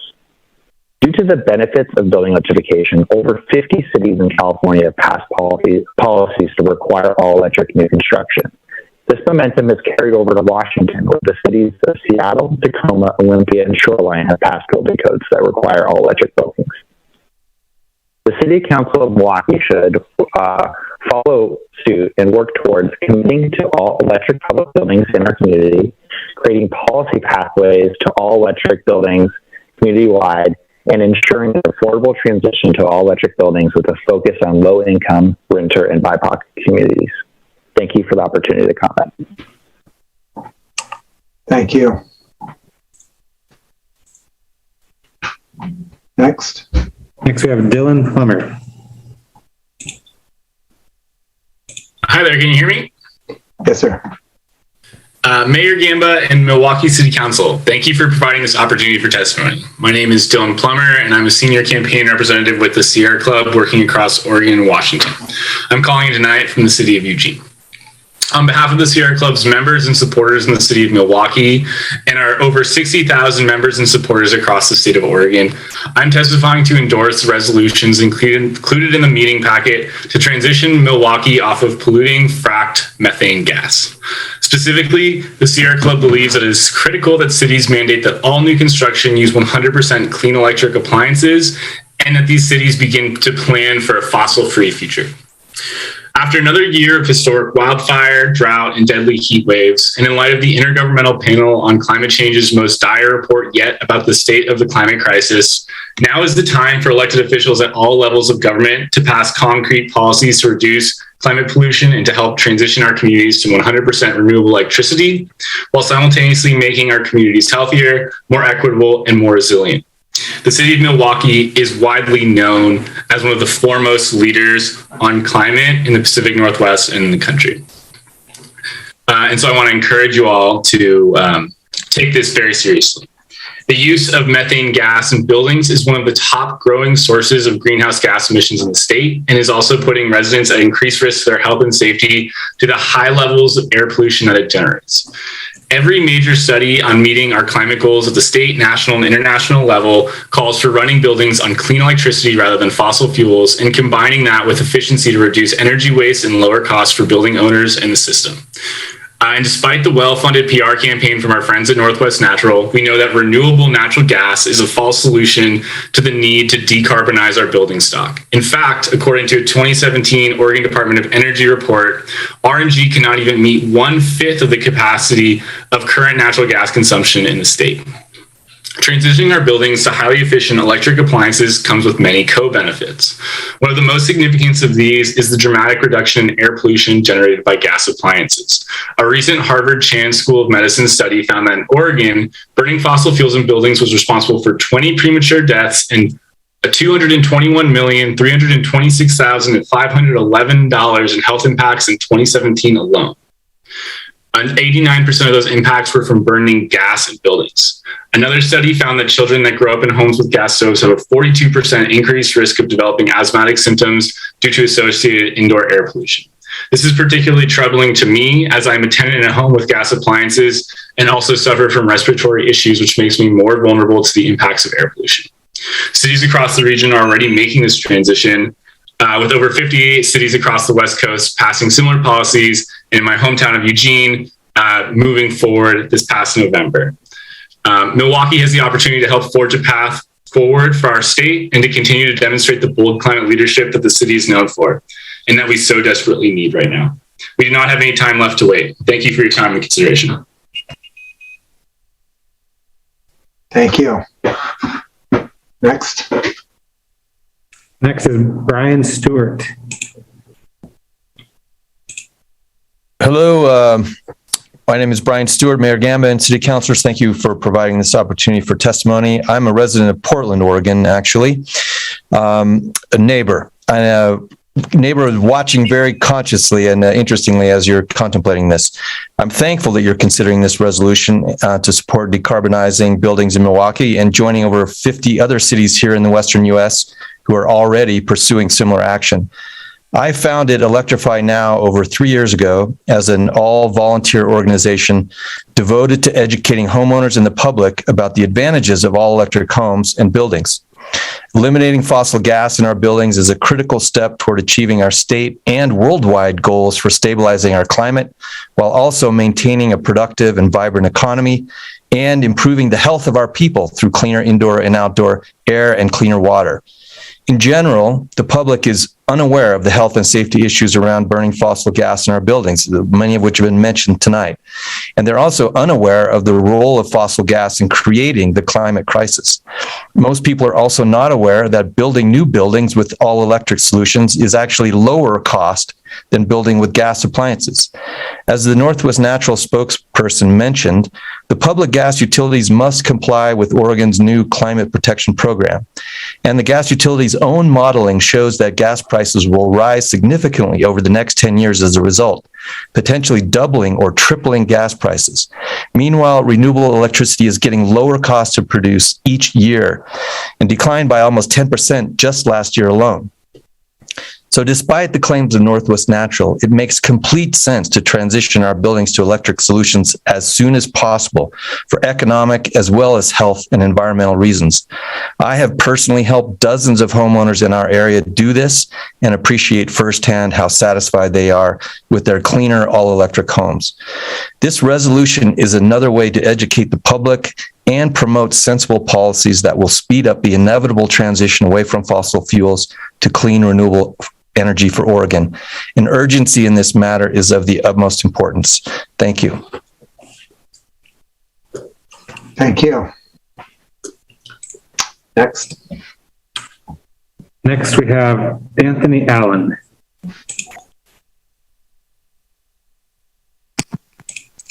Hello, City Council and Mayor Gamba. I just want a point of clarification on the resolution. Is the resolution proposing that existing buildings be required to change their systems by 2035 from a gas system to an electric system? Or also, would it be required once a home changes ownership, even before 2035, that it's required to change systems upon changing of ownership? Is that what I'm understanding from that part of the resolution? There's actually nothing in the resolution that gets that specific. What it's referencing is our climate action plan, which calls for us to be a net zero building energy city. So all of the forms of energy that are used to heat and light and cook in our buildings be net zero. Now, in the concept of, say, green hydrogen, it would be possible to be a net zero building energy building or city if it was being run completely with green hydrogen. So it's in that standpoint, it is fuel neutral, but it's, you're hearing the testimony tonight just like I am. I don't think that actually answered my question. My question is, somewhere in that resolution, I saw a point addressing specifically existing properties. And my question, and it had the date of 2035. So my question was, is that when existing buildings are expected to change over mandatorily, or, and also included in that is once a home changes ownership, as our mailboxes. We are a homeowner. If a mailbox is attached to the house now, if a person buys the home, they actually have to get a street mailbox. So I guess I'm asking for the existing structures. Are in that resolution, is it expected that they would be mandatorily have to change systems by 2035? And before that, what happens in the case of properties changing ownership? I guess I did a poor job of explaining. There is nothing in this resolution that mandates one way or the other. Okay. Is that more clear? I guess, yes. Actually, no, I more than just guess. That is clear now. Okay.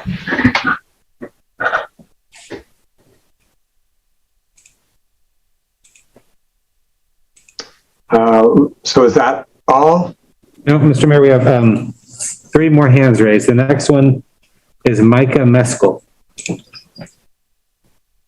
Go ahead, Micah.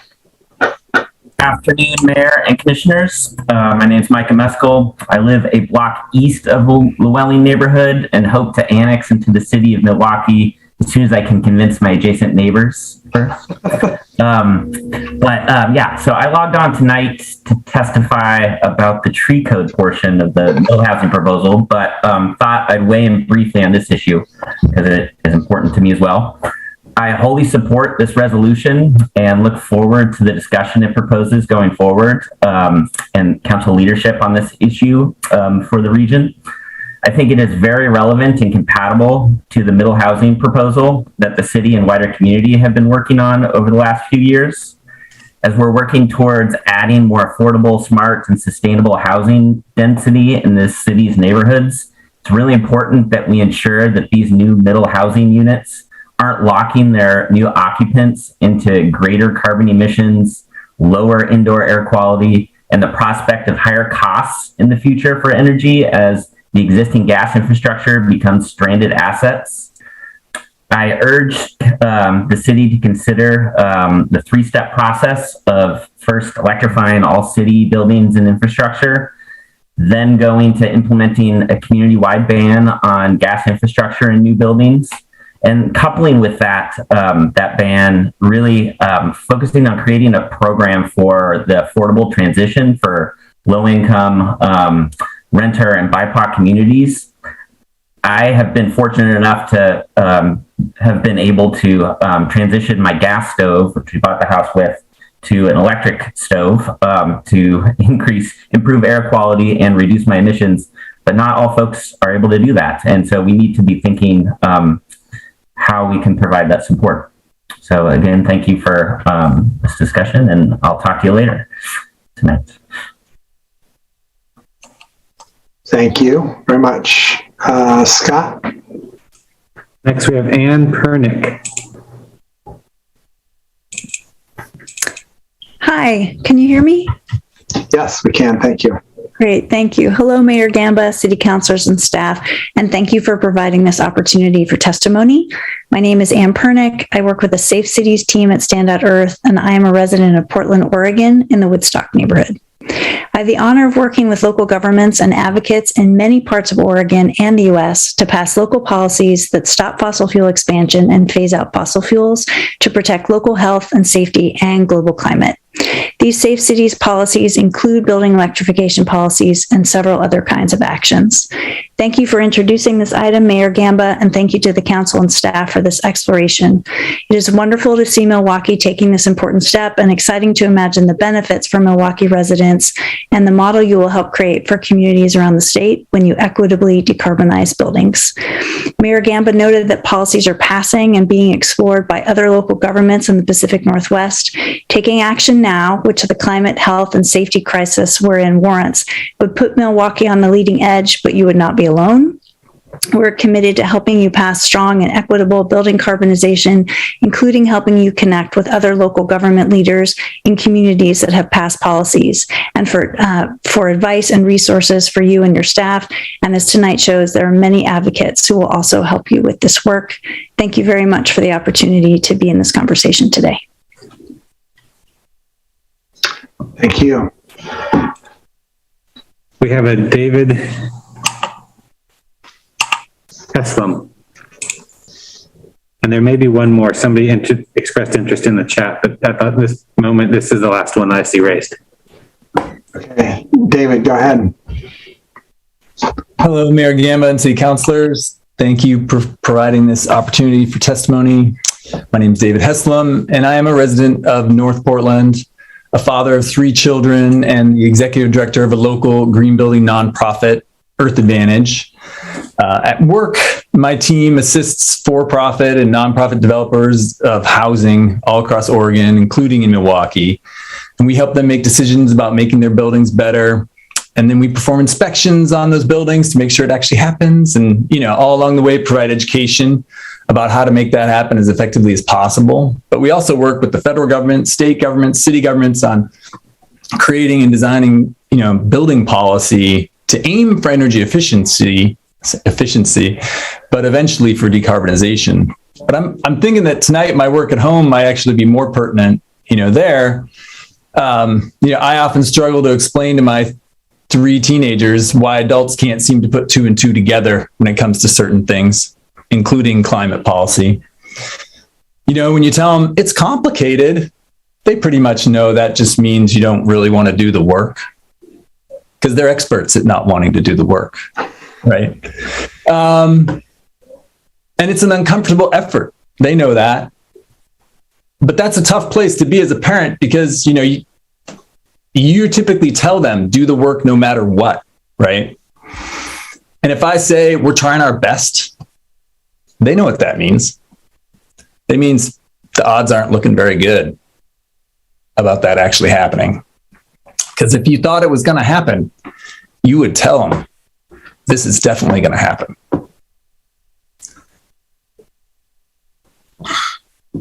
So what they really need, and the kids in Milwaukie really need, is that there to be real plans, so there can start to be real actions.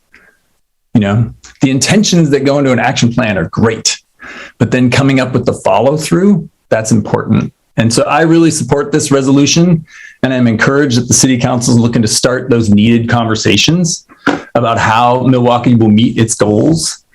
You've heard all the reasons earlier. In my opinion, it's not if we go to all electric buildings, it's when. But hey, if Northwest Natural can pull off a miracle and, beat all the odds out there and create a lower cost way to actually get to a healthy, low carbon or carbon free future for everybody in an equitable fashion, that's awesome. Like, we can hope they could do that, but we can't plan for that. The city can't plan for that. The city needs a plan that action can start on soon, that delivers, on an equitable, affordable future. So again, thank you for your opportunity to testify tonight. And I wish you all the best of luck, and I'll be there to help with conversations if I can. Thank you, David. And that was the last hand raised, but in the chat, Jody Parker indicated they're interested in speaking. I'll unmute them. Jody, are you still interested in addressing council? Thank you, sir. Yes, I am. Briefly, because I feel like I'm in solidarity with your councilor, Nick Dennis. Mike, I'm Jody Parker. I'm a representative with the Laborers International Union North America, Local 737 here, based in Portland, but we represent over 3,000 members across the state of Oregon. Our members are engaged, as I wrote you earlier in an email, in helping build all forms of the renewable energy sector. I'll just completely go off my script here and just say that I'm excited that we all have a common thread here. We do live on this planet. We do need to address these climate chaoses, as I'm hearing it called these days. And we do want to be a part of the solution. I'm proud of everybody that we have a voice, that we can speak up and state our opinions. My opinion is that we need a common sense solution to this, and that is achieved through, everybody comes to the table and talks about this. Our members are engaged in it. We have members in the community. I live, over in the other beautiful state of the Northwest, but we're engaged in it. We want to be a part of the solution. We walk and talk all around Milwaukee as well as other areas. And I'm so sorry. I don't feel like I'm making sense. I just appreciate you bringing this forward. I appreciate everybody's opinions on this. We need to work forward together for a common solution. It's not going to be all electric. Last time I checked, although when I do click on my lights, my power does come on. But how we get power is, it's not by magic. It doesn't filter up like a gentle creek. It all takes a lot of different aspects. So I'm glad that you are going to look deeper into it, Mayor. And I don't think I even approached you guys with your formal mayor, council president, council members. But I'm glad that you're going to take further considerations into this. And as I continue to gain my health, hope to be a part of that conversation as well. Thank you so much for the time. And I guess that's everything for now. I'm going to go back to my healing. Thank you. Thank you, and get better soon. All right, Scott, do you have any more in the chat or anywhere else? Double checking. I see no more hands raised, Mr. Mayor. Very good. Thank you. Well, I think we all had a pretty good sampling of the thoughts and some of the data and some of the concerns out there. I look forward to digging in deeper on this. I will look forward to hearing from various council members on who they would like to see brought for a study session or a work session, and we will make that happen. Thank you all. All right, let me find my script. Mayor, would it be okay if we took a short break before we get into the public hearing?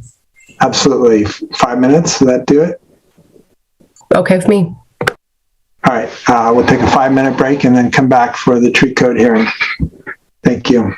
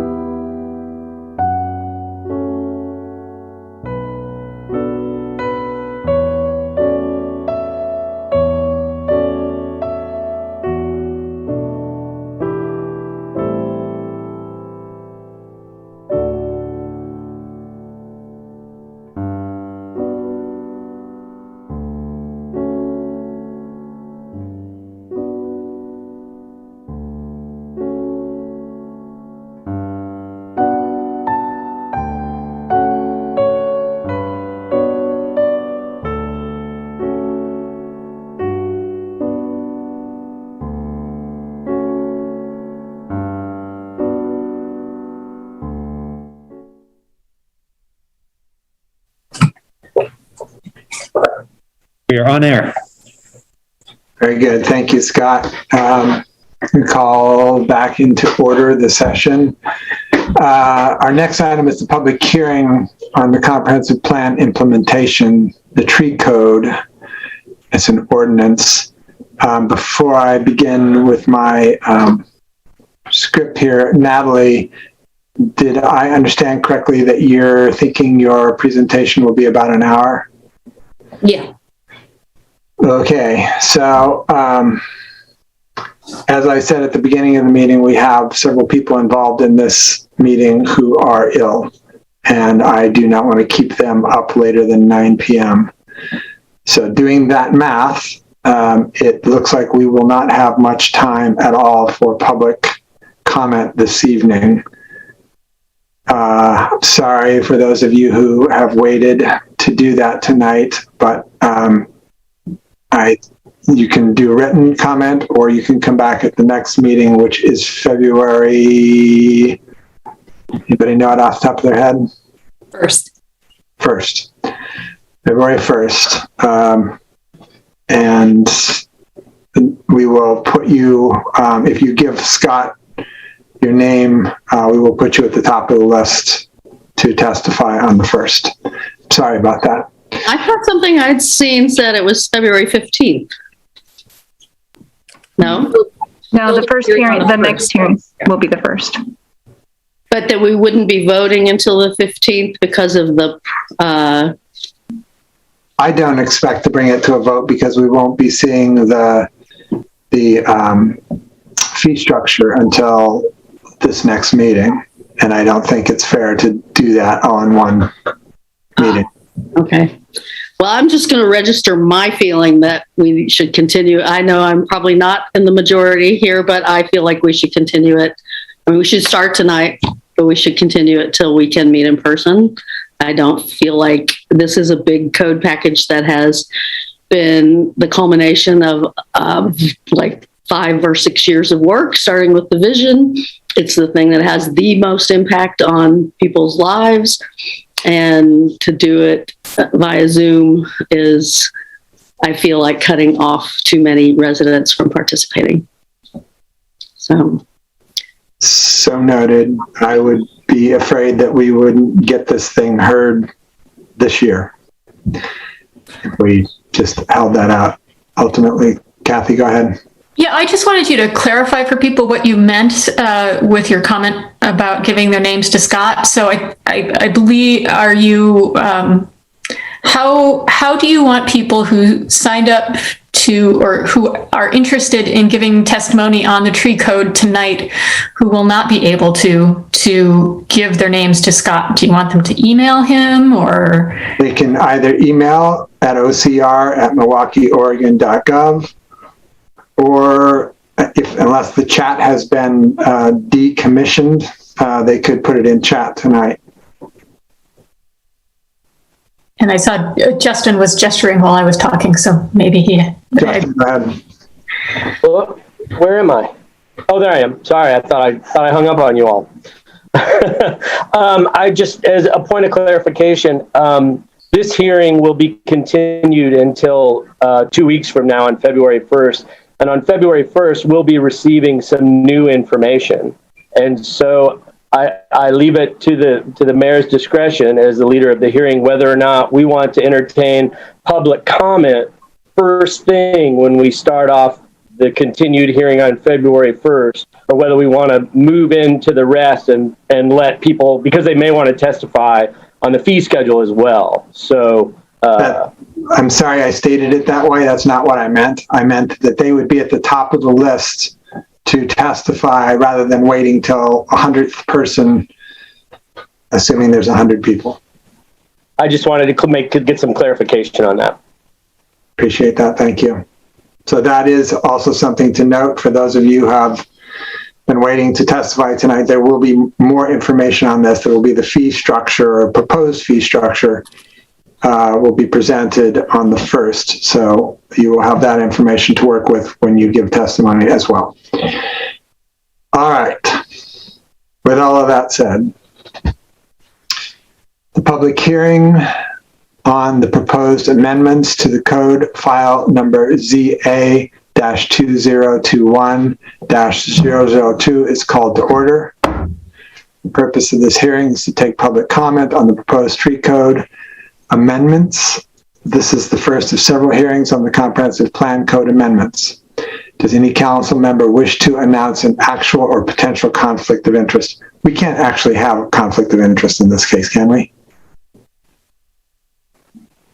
No, this is legislative. There is no conflict of interest.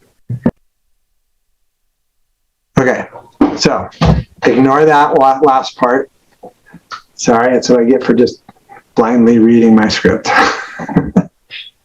I think as a general rule, we don't have conflicts of interest with legislative, but, if you happen to own an arbor company or a tree removal company or something, I do think there would be a potential conflict of interest here. I really think we need to be careful about how we describe that, because it can get confusing for the public when we talk about undue bias and bias that we cannot resolve versus conflict of interest or public or potential conflict of interest. That's like a clearly defined, that is, you have a direct financial and unique, not just potentially direct financial, but unique to anyone else because of the nature of your job or someone in your household. And I think sometimes we really conflate bias and, public, it's already getting too late for me. I said what I said. you got it right. Justin, you can correct me if I'm wrong, but as I understand it, in legislative matters, there technically is no conflict of interest. You're correct. It's a little bit different analysis. There are also some other bases based on conflicts where a person cannot participate in the vote. I don't think that's the case here. That involves some playing within the deliberative body that I don't think is relevant here, but that's, I think, the reason why the conflict is still in the script. For you to declare, and if somebody were to want to recuse themselves from participating, that would give them the invitation to state those grounds. I guess I would just like it to be clear then when we include that in the script and when we offer the opportunity to recuse yourself, we're making it very clear that we are recusing ourselves because we are so biased that we cannot have a neutral conversation about a piece of code. It's just not the same as a land use hearing. And I think that's really important for the public to understand, because that's a completely different test. It's a completely different challenge. One that it's entirely different than a conflict of interest.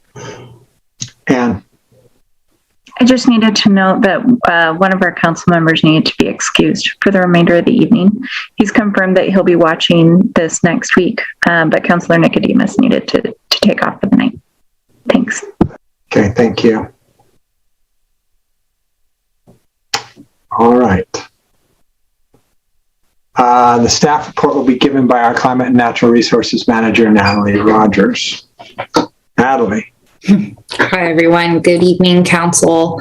My name is Natalie Rogers. I'm the Climate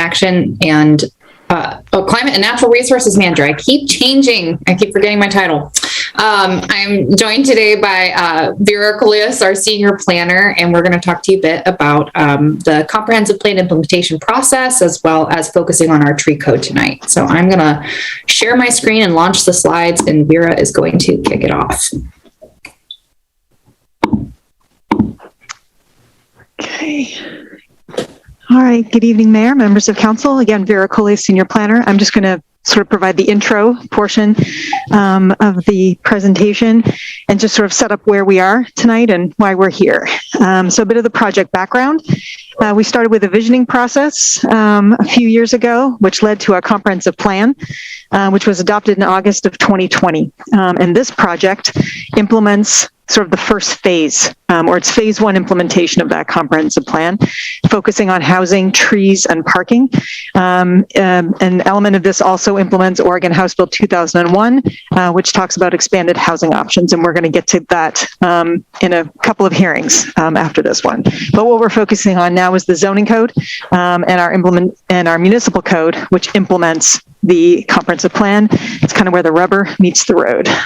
Next slide, please. The comprehensive plan gave us some policy mandates for this project.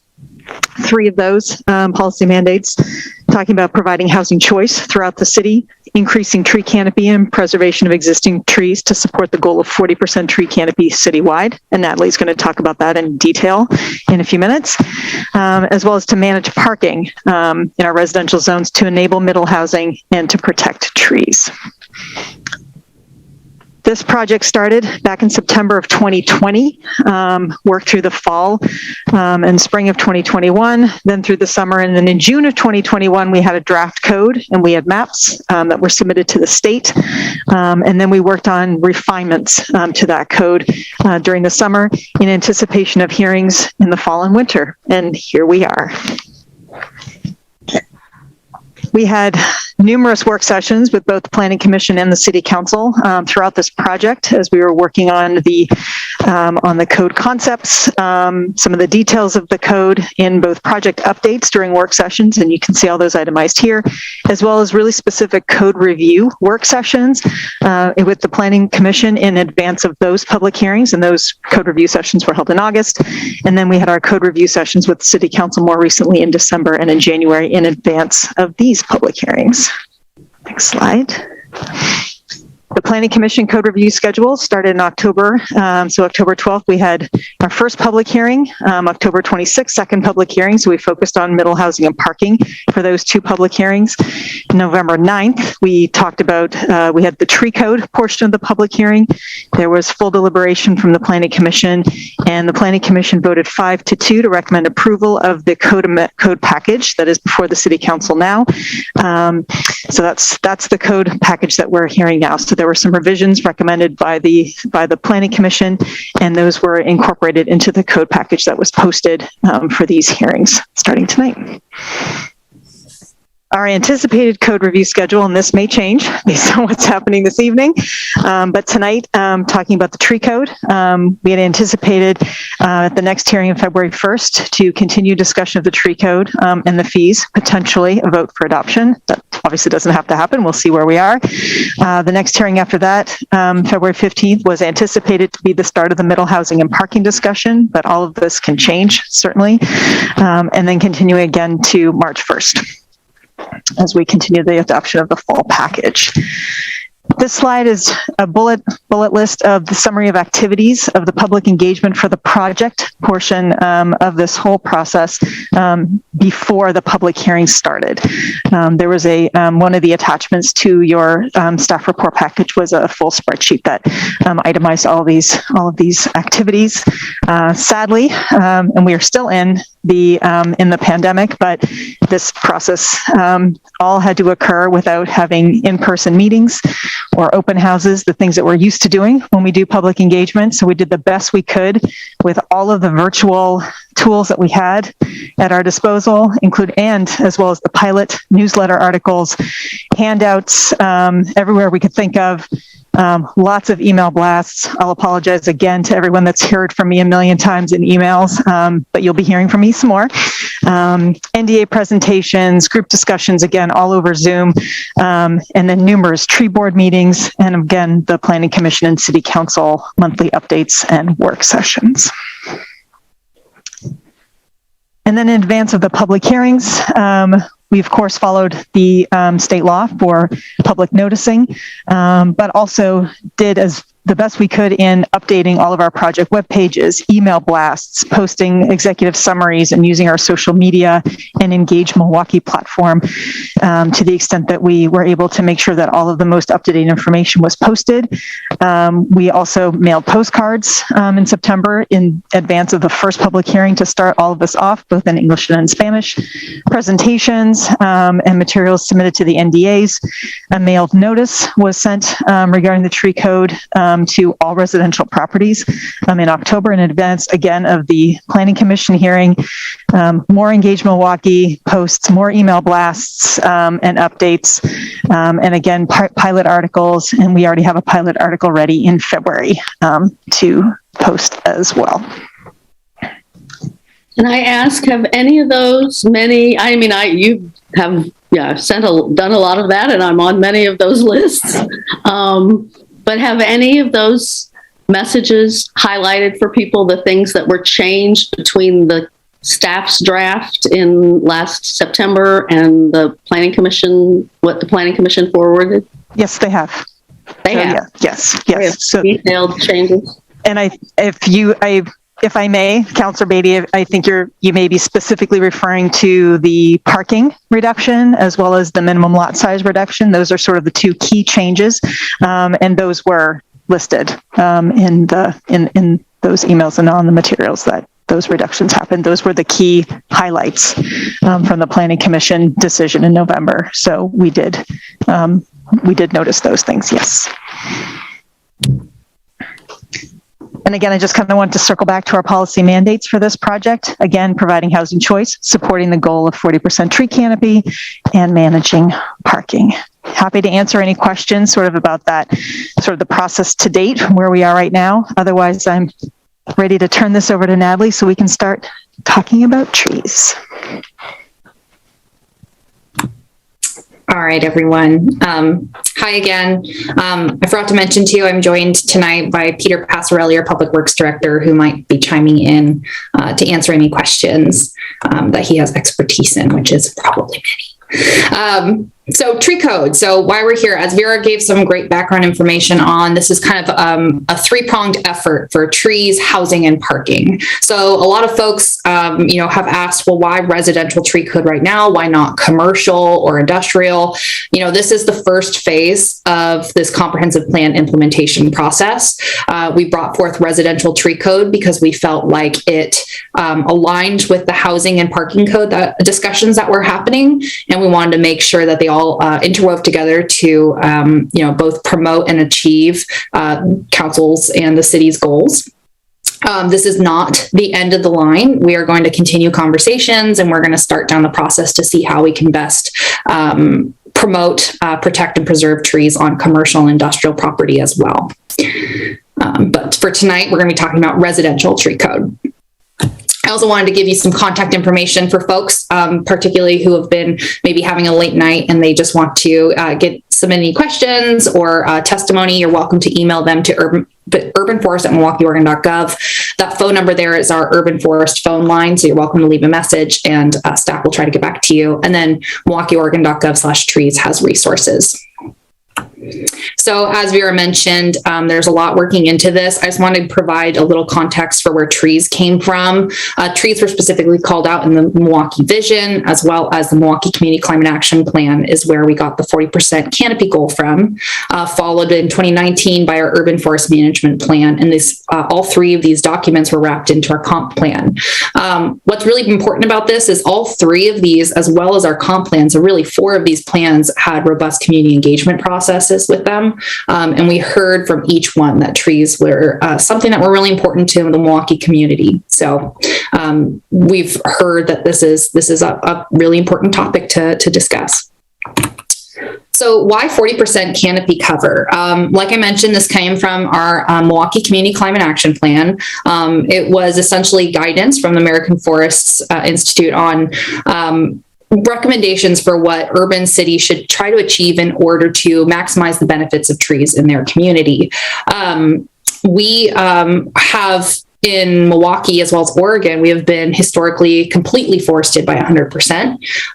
So 40%, now they're even recommending for historically heavily forested communities, 60%. But really, this is a goal. This is a target for us to try to achieve. It's a metric that we can measure. And so that's why we have the 40% canopy. Really, we want on average just to provide equitable access to tree canopy. just today, we were trying to work on some numbers and pulling them. This information, this data is from 2014. Tree canopy gets measured through LIDAR, which is essentially light rays that a plane flies over and bounces them back from the ground up to give us what our estimated tree canopy is. And they only do those flyovers every 4 or so years. So we're currently processing the last data. We should have new data actually coming up very soon for 2019, which I'm excited about. But for 2014, we can kind of get a snapshot of Milwaukie. As you can see, a lot of the green canopy, that's on private parcels. So the majority of our canopy is actually on private property. Of that private property and canopy, we have about 74.29% is what I have estimated right down of our canopy is actually on private property, private residential property. So it's a lot. We also have canopy on our public property. Unfortunately, only about Milwaukie owned public property, meaning that this is what we actually have control over. About 5.25% on public property and then 13.85% in our right of way. So a small amount of our tree canopy is on public property, which we already have public tree code for. But there's also less of that public property in the community, right? 17 acres and 36 acres compared to a higher density of residential. So that's kind of why we look at residential property for regulation of trees in order to achieve our 40% can't be covered, because the majority of trees are on private property. Now, where are we in achieving this 40% canopy cover? Well,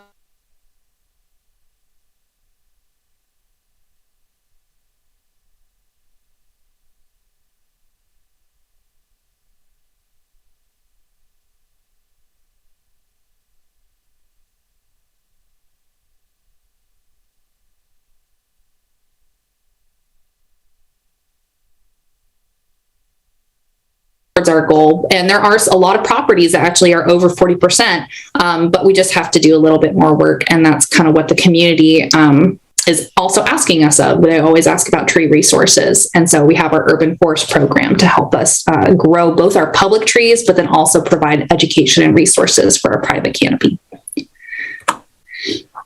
And so I also like to provide a little context of like, well, why trees? Why are we choosing this? Well, I just grabbed some snippets of headlines from news articles from last year, and this is hyper local.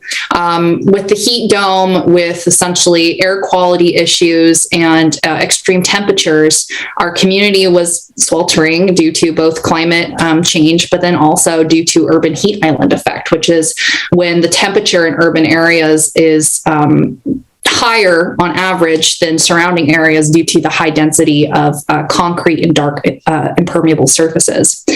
And so trees offers a solution for a lot of these efforts through shading. It helps improve air quality, it helps improve public health outcomes overall.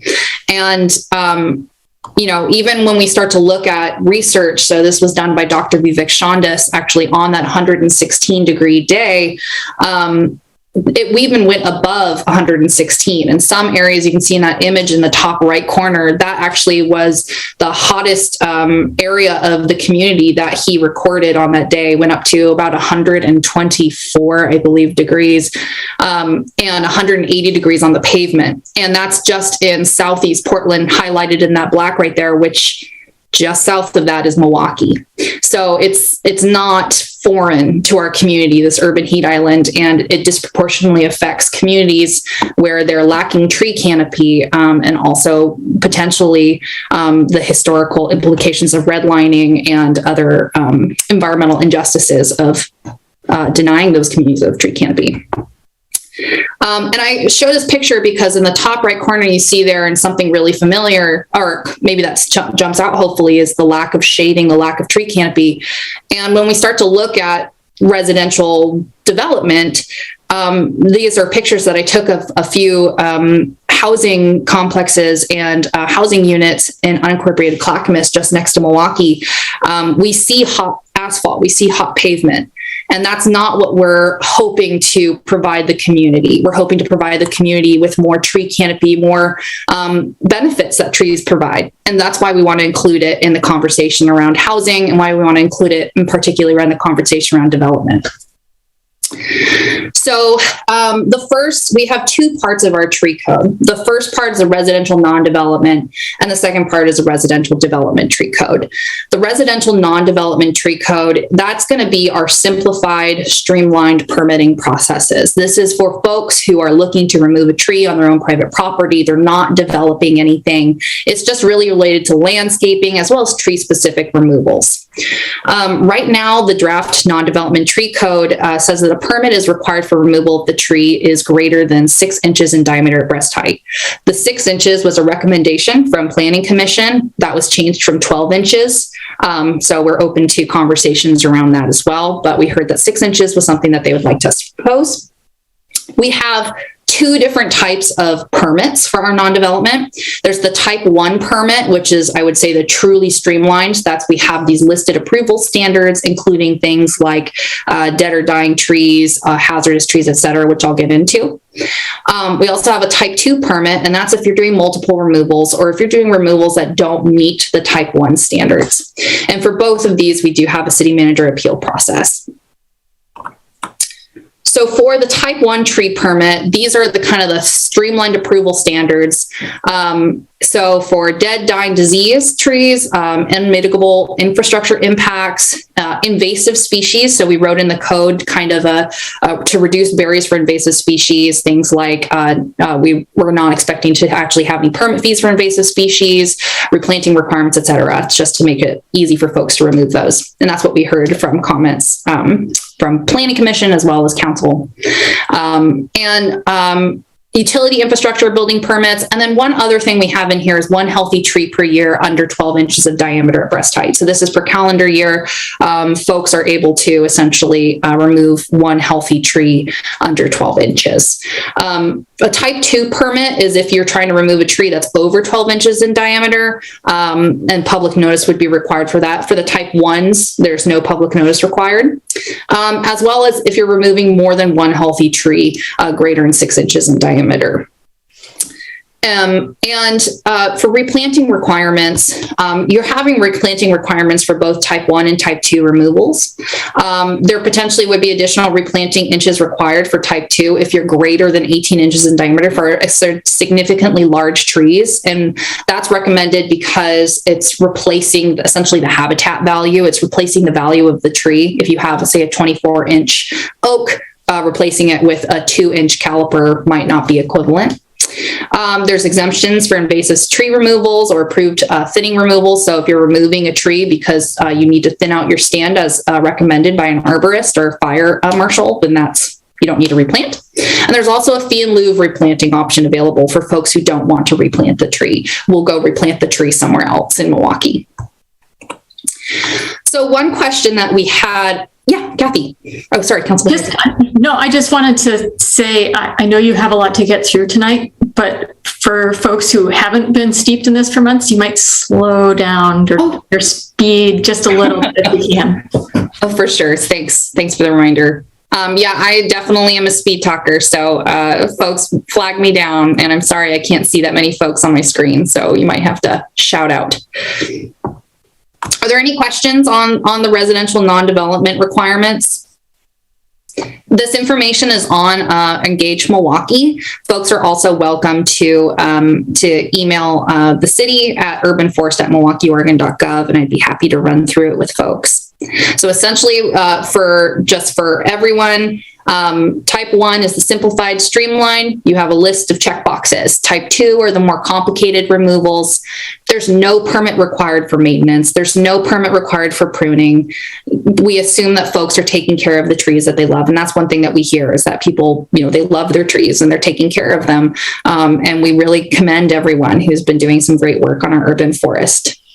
And then, like I said, also 1 healthy tree removal. So there's a pathway essentially for it's just a permit application fee, which is really, on the lower cost. You can still remove a healthy tree under 12 inches. So one thing that was in our code is exemption for agricultural trees. We started having a discussion at the staff level about what does that really mean and how do we define an agricultural tree. And we've actually heard some comments coming in the testimony recently asking a similar question. I just threw this slide together because this shows a variety of different quote unquote agricultural trees. You know, when we originally were drafting the code, you know, in our minds with things like the Christmas tree farm, right, where you're going to be removing trees in mass, and it's part of a commercial purpose. Same with apple orchards or fruit orchards. And then we started to kind of venture into, well, what about an orchard in someone's yard of maybe 3 pear trees? Or what about a single nut producing tree? You know, would that be considered an agricultural tree? And the tree actually I have in the lower right is an American chestnut tree, which is actually threatened, and a lot of really active work to replant them. So I just wanted to pause here and just mention that this is something that we've been discussing. And if council has any suggestions on the direction, I know we're not taking discussion at this moment, but if there are any questions or ways that you would like staff to move forward, I think I just wanted to pause here. So you're saying they're not addressed in the current draft? In the current draft, we provide exemptions for trees, agricultural trees. We do provide exemptions. Okay. I just wanted to flag that definition will need to, at least on the process level, be more precise with. And I wanted to hear if there was any initial feedback on kind of either the total exemption of agricultural trees, or if we should be looking at being more specific in the code down to species or, you know, stands.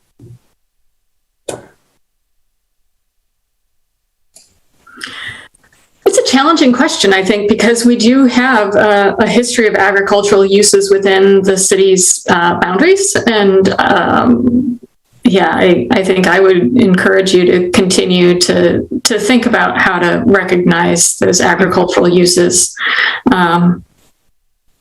But it's all of the tree code stuff is really complicated. So.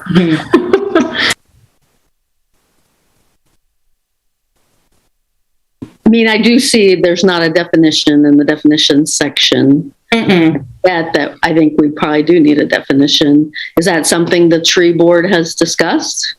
No, not the definition of agricultural tree. I think it's it can be defined in a variety of different ways. It can be, you know, a fruit producing tree or nut and seed producing tree, and then we end up with an issue, for example, like the American chestnut, where it's a rare or threatened tree in our area. Or, you know, we can go with the commercial production side, defining it agricultural commercial production, but then we do omit things like in the middle where it's, you know, 3 pear trees that are, you know, in somebody's residential yard that aren't for commercial production. So it's I was just hoping to see if you would like staff to continue pursuing this, or if you were happy or content with the overall exemption of all agricultural trees. If I could add a little bit on that too. So we have actually had several conversations with the at the tree board about this piece on agricultural trees, and we were, you know, as we discussed, it was more for trees that were part of some sort of commercial venture, as Natalie mentioned, you know, a Christmas tree farm or an orchard for locally grown, you know, apples that somebody sells at a farmer's market or something like that. So they were at a larger scale than just an individual tree or several, 2 or 3, you know, trees that somebody might have in their yard. So, but we've got comments from the community on it, and we wanted to just sort of, like Natalie said, pause and maybe have you think about it, and we can have some more discussions about it. I think you know, leaving it a little more broad, I understand the concern about things like the chestnut, but for example, in all the properties I've lived in Milwaukie, I've planted a number of fruit trees, and in some instances, I planted them for fruit, right, to create fruit for my family or whatever. In some instances, some trees don't do well in a particular soil or in a particular spot. And so you find yourself, when you're trying to grow trees for fruit, trying different trees in different spots, which means removing trees. Generally speaking, they're not, 8 or 12-inch trees by the time you are doing that. They're still usually, 3, 4, 5-inch trees at the point you've determined that they're not producing well in that area. But I would just caution that a little bit, that if we get too prescriptive about that, you get into the area where you're keeping people from doing, self-agriculture. Great. And we can take that direction, and we can draft out some options to bring back to council on that. Cool. Thank you.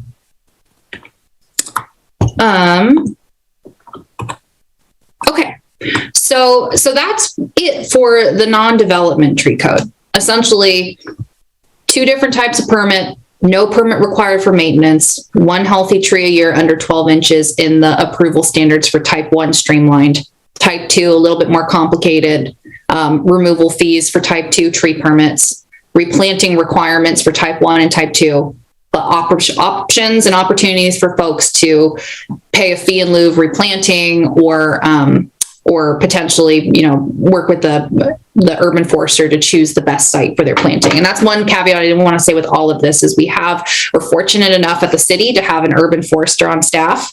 And that is a resource that we like to make available to the community. Okay. So residential development.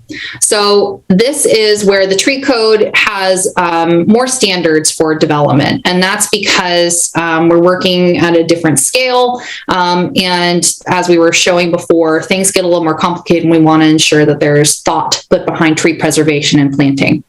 So let's see. So for the tree removals and preservation related to development, so that's residential development, that's land divisions, as well as construction of new residential dwelling units. So this is not an addition on your house to add in a bathroom.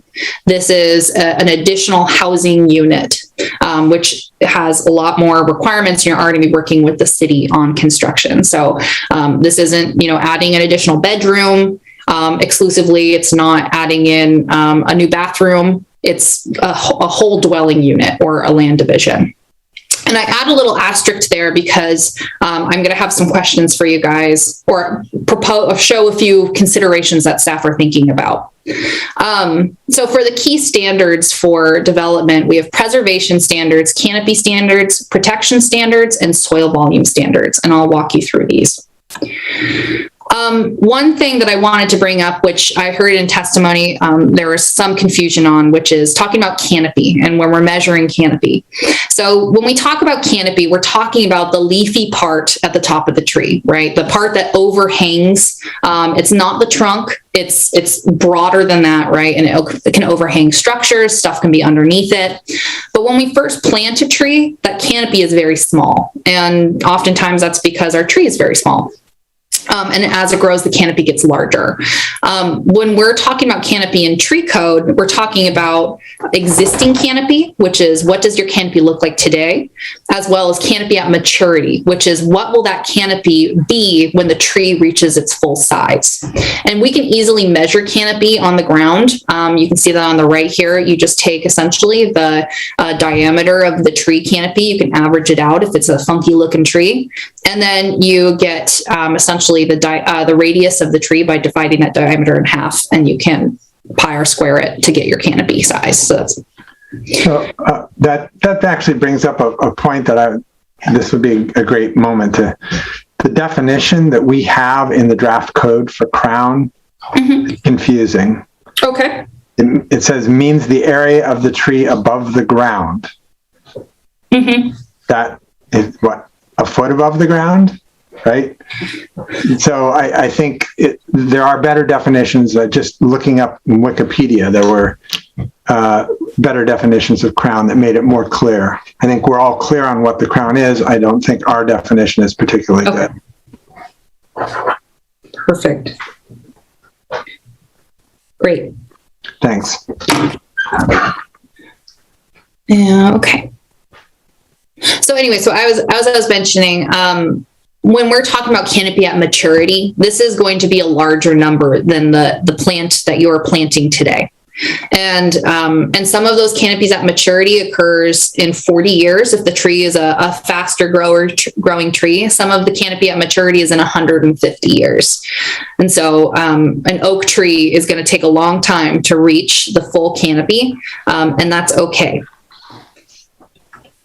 And is there a, like when we're talking about transportation, we have these manuals that are generally accepted standards. Is there a generally accepted standard for what the tree canopy should be in Oregon for all these different species? Because the tree canopy is also different in Oregon than in Utah, or something. Yes. There's a variety of resources that arborists can use. We're lucky to have Oregon State University, which is a dominant forestry campus and university. And so they provide a lot of resources. One big caveat with canopy at maturity, which I will address a little bit later, is just that it's an ideal situation is when it reaches that maximum growth size in an urban environment. You may not reach that full canopy at maturity because of all of the harsh environmental, essentially, conditions that the tree might be facing. So there are lists that we can draw on. We're actually, I'm going to showcase a draft list that we've been working on. But this is based on using estimations and essentially species information from both locally in Oregon, but then also regionally if the tree species is not native to our area. And this is a list that I'll point out we're going to be building on for years to come. There's the list. And so this, I just took a screenshot. This is actually pages upon pages of this. And, a lot of these varieties aren't native. Some of them are more ornamental. Some of them are just common landscaping trees. This is not the same as our street tree list. These are not all recommended Milwaukie street trees. This is just a variety of trees that folks might be able to find in nurseries near them. And so we want to provide canopy at maturity. And so you can see here, you have the mature crown area or mature area at the top here, canopy area. And the numbers change from, and these are all decimals because they use that pi r squared formula based on the canopy width that I was showing before. And they range from the 20s to, up into the 1500s, depending on what the size of the tree is. So this is a resource that will be made available. Staff's working on it right now. And we'll just be building upon this list for years to come as we see more species. Okay, so preservation standards. So this is essentially how are we going to keep the trees here in Milwaukie? Preservation standards were established to protect existing trees. There's no breakdown of species priority. That's a change from when we first came to council months ago now. But essentially we're treating all trees equal, except we are going to make a rare threatened tree list. And that's because there are some species that are, say, endangered or threatened in Oregon that we want to make sure that we're preserving. Invasive species aren't included. We don't expect people to preserve their invasive species. And in fact, we actually want to work with them to remove them. And mitigation would be required if removing past 30% on-site canopy. And that's because we assumed 25%, so a quarter lower than our 40% canopy goal. And so the way that it's tiered out is essentially we have these 4 tiers of mitigation, starting from 30% down to 22.5 to 15, etc. So depending on where you are, depending on where you are started, I'm sorry, you will essentially drop down a certain amount of tiers, and those tiers will determine your mitigation fees. So for example, we have at the top right here, this is a site with one large tree on it that would be removed if they're going to build an addition. So we're going down to from 30% existing site canopy to 24% site canopy. So that would be one tier. They'd pay 1 times the mitigation fee. And as we mentioned before, we're going to be coming to you with a proposed fee schedule at the next session. So based on kind of what we're hearing, we're gonna build that out and have a present it to you guys. The second example is a larger tree canopy dropping down from 50% down to 20%. So that's 2 tiers, 2 times the mitigation fees. And then the bottom one we see here, this is a site actually with 90% existing canopy. The developers would want to remove 3 trees to build housing units. They end up with still 70% site coverage, no mitigation fee. So those are the preservation standards. And essentially the goal is just to keeping that 40% in mind. How do we build our community's canopy to keep that 40%?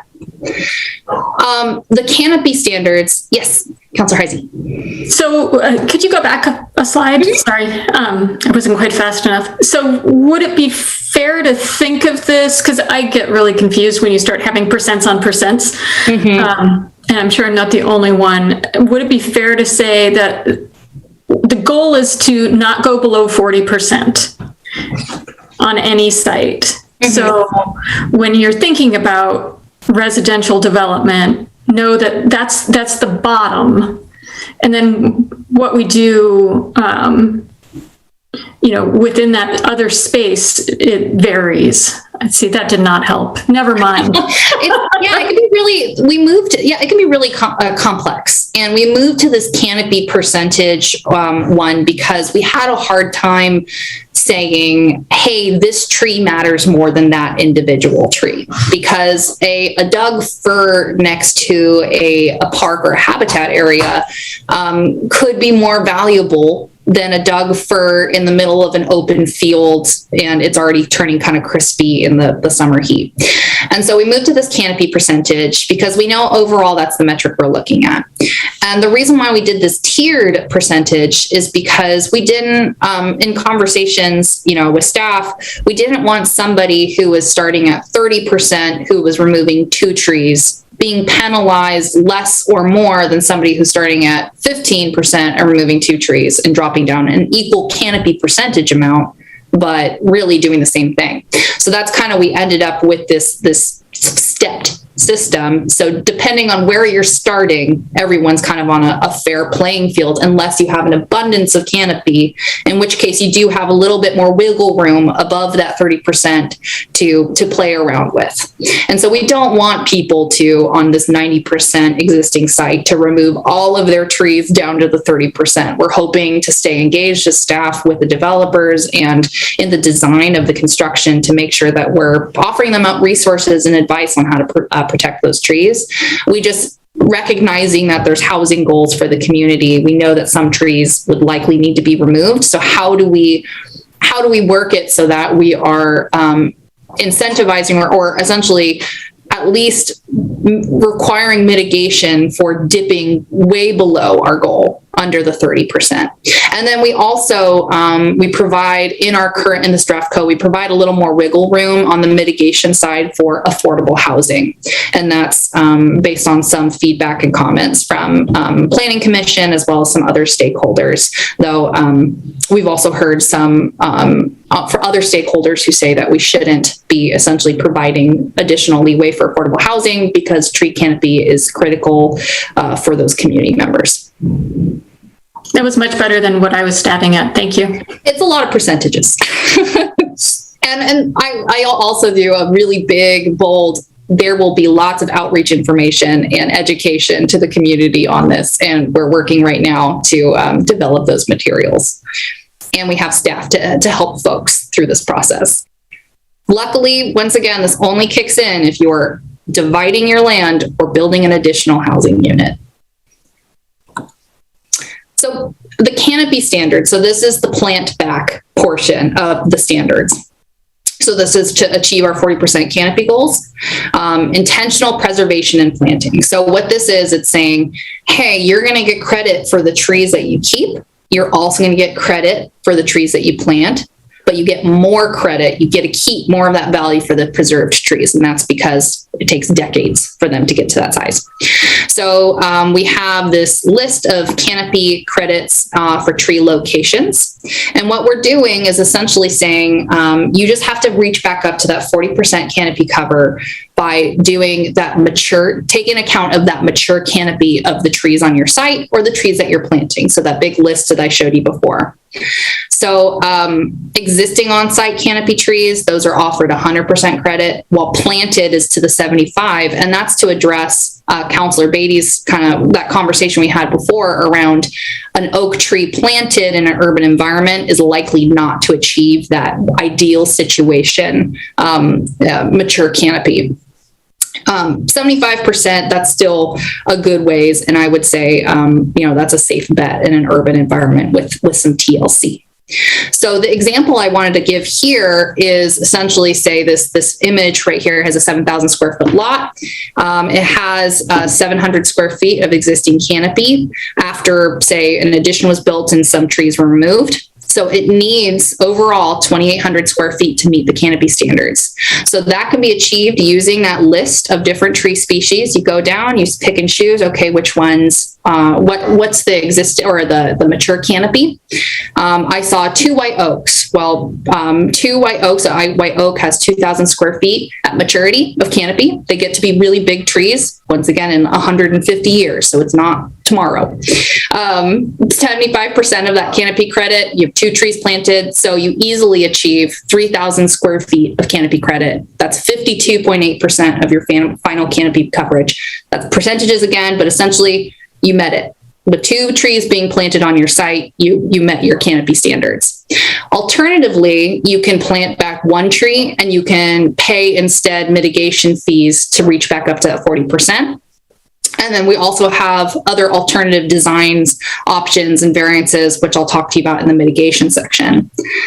I know this gets really confusing, and we did hear, we saw some diagrams coming through testimony.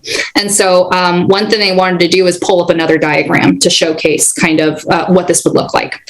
So we have this, look, my garage got bumped down. So we have this house. It was 1,800 square feet. It's built on a 7,000 square foot lot. So just like our last example, we need 2,800 square feet of canopy.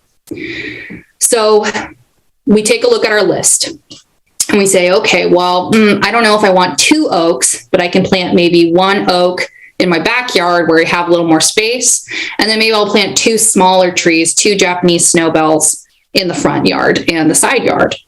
So when we're calculating that out, we kind of plot where our trees would go. We do our math based on the canopy list that was provided. So we have 1,590 square feet, and you can see that. We can pull that right out of this mature canopy column. Same with our 2 Japanese snowbells, which we put in the side yard and front yard. And the little inner green ring, that's really where the tree, that's a generous new planting tree of the size, right? That green bigger ring, that's the canopy at maturity. So that's in decades. So you can see here with those 3 trees planted on site, and these are all new plantings. This is assuming that you have no trees on your site, you're going to achieve your 40% canopy. And that's how it would work. So essentially you can mix and match your trees, taking into mind you're going to get 75% for planted trees, 100% for existing trees. And essentially you're going to make your way to the 40%. So I just want to pause there and ask if there's any questions on the preservation standards or the canopy standards, because I know that these are the ones that can get really kind of confusing. Yeah, Councilor Beatty. Well, I guess I am curious as to whether, as you've said several times, the oaks are not going to be mature for many, for 100 plus years. I noticed that chart you gave you're using has a 20-year column, a 20-year maturity size column. Was there any consideration of going with that or going with a fixed term of years as opposed to maturity? Because that's going to be so different for every tree. What's maturity? Yeah, we were talking about that. Some communities do use this estimated 20 years. Based on the resources I've seen, there's just more data available for canopy at maturity to give us better estimates, no matter what, we're going to end up with a leaning towards one or the other. When we say estimated 20-year canopy, you're going to be having essentially trees that are fast growers show a higher canopy percentage versus things like oaks, which are going to be slow growers, but they're going to have a broader canopy in the long run. On the flip side, we're going to see for this canopy at maturity, we're going to see these oaks and deciduous trees with these very large canopies, and then some conifers and evergreens that are more columnar in nature, and they're going to have less canopy. That's not to say that they're worse. I mean, some folks might even choose that because they might offer up more, sun exposure in their yard or just fits their landscaping better. But we've discussed kind of how we can make sure that we're not penalizing a species based on its size. But yeah, so we've looked at it, and it's something that we're probably going to be talking to tree board and such on. But I would say overall, canopy at maturity is a more common metric than, say, canopy at 20 years. Okay, and I guess it's kind of it's a tough question because we want oaks, right? Mm-hmm. Oaks are what was here before us, and so we want oaks, but they all are also like the slowest growers. So right, yes. Okay, great. I'm going to speed ahead then, just because I know we don't have that much time left. So I'm not going to spend a lot of time on this. Protection standards are just fencing and construction practices that save root zones. Oftentimes, the only thing you see really is fencing, but we would just require an arborist to work with a developer on establishing protection standards and applying them to the site. Soil volume standards is just assuring that each tree has the appropriate amount of soil, 1,000 square feet, when it's planted to ensure success. The mitigation standards.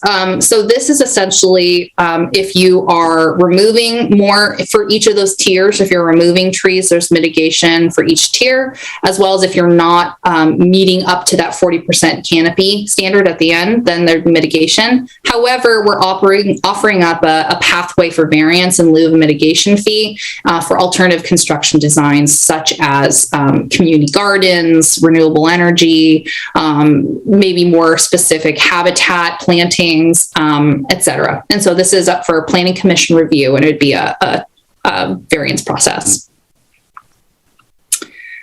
So one thing that I did want to highlight that staff is working on right now is drafting up or discussing what should trigger the development tree code. This was kind of a question that I heard at the work session that we were just at. Right now, we have it as written as any additional dwelling units or land division triggers the development tree code. There's the expansion of footprint idea instead, where essentially if the building is expanding, then it would trigger the development tree code. The concern with that, though, means that even if you're, say, constructing in your basement, you might be moving heavy equipment over the ground. So that might actually encroach in some root protection zones. So we might want to consider what we would do in those scenarios. And then something that we've been working on as well is the idea around separate standards. So essentially, for dwelling units that expand the footprint, all standards would apply. For dwelling units that do not expand the footprint, so this is if you're building an ADU in your attic or your basement, it would only be the protection and preservation standards. So only making sure you're not removing any trees, or you just don't remove too many trees, and making sure that the trees that are on site are safe. And then we would essentially create a pathway where a property owner would be able to submit this without, say, an arborist guidance. That way it reduces barriers to, say, building these options. So I'm not going to spend a lot of time talking about this today. I just wanted to let you guys know that we are considering these three options, and we can bring language for deliberation at another time. And then I just like to throw in that we do have low income assistance built into the code, and that's just to make sure that we're reducing barriers for folks that are at or below 80% of the Portland area median income. And this is consistent with our public tree code as well as other code in our in the Milwaukie code. And just as a last slide, so the next step, this on February 1st, we're going to be discussing fees. We're going to bring you a proposed fee schedule. And then, like I mentioned before, if folks have any questions, they're welcome to reach out at urbanforest@milwaukieoregon.gov. That's our hotline right there, 503-78, that should be a 6, I'm sorry, 786-7655. And they can go to our website, or they can email me directly at rogers@milwaukieoregon.gov. And that's it.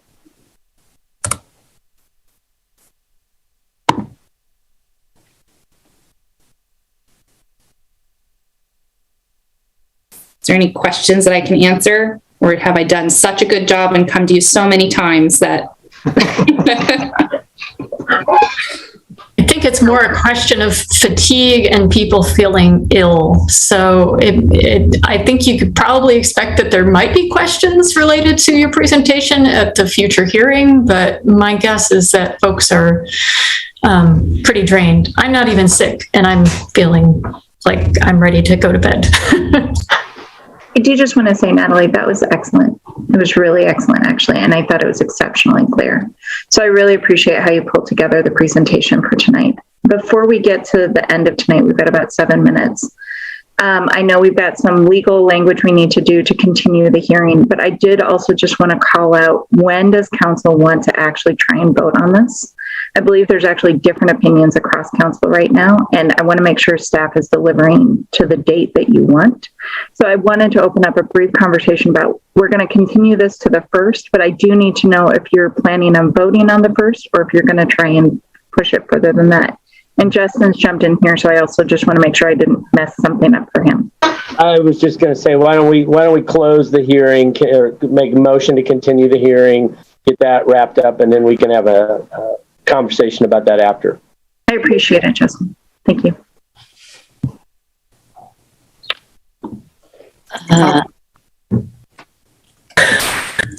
You're muted. But it was great. I was going to say, I don't have the script open, but I will move to continue the public hearing to a date certain of March 1st, 2022. February 1st? Oh, I'm sorry, February 1st. I'll second. It has been moved and seconded to continue the hearing on the comprehensive plan code amendments file number ZA-2021-002 to a date certain of February 1st, 2022. Is there any further discussion? All those in favor? Aye. Aye. Opposed? None heard. The hearing file ZA-2021-002 is continued to a date certain of February 1st, 2022. So I think Anne was maybe speaking at least to conversation I had with her, which is that we very purposefully moved these code elements along together because they are so intertwined. I would not feel comfortable with voting on this on February 1st. I think in addition to the fee schedule, I think there's still quite a bit of conversation to be had around trees vis-a-vis the other elements of the code. I think staff very wisely carried all of this together, and to not treat trees in a silo, or parking in a silo, or building in a silo. And I think that there's still quite a bit of, there's a lot of conversation that we still have to have. And I would prefer that procedurally we don't vote. We vote on this package after we have explored all of the give and take and pulls and because there is a lot of this conversation is a conversation about trade-offs. And I think that needs to come full circle. We need to really get our arms around where we are on this council in moving this package forward with one vote. So that's how I've always perceived that this package should move forward. And I think that it also respects the process here to date in this is a complete package of proposals and we should treat it that way. I will say I'm concerned about that. I think, the reason we wanted trees to go first was because we know trees are being cut.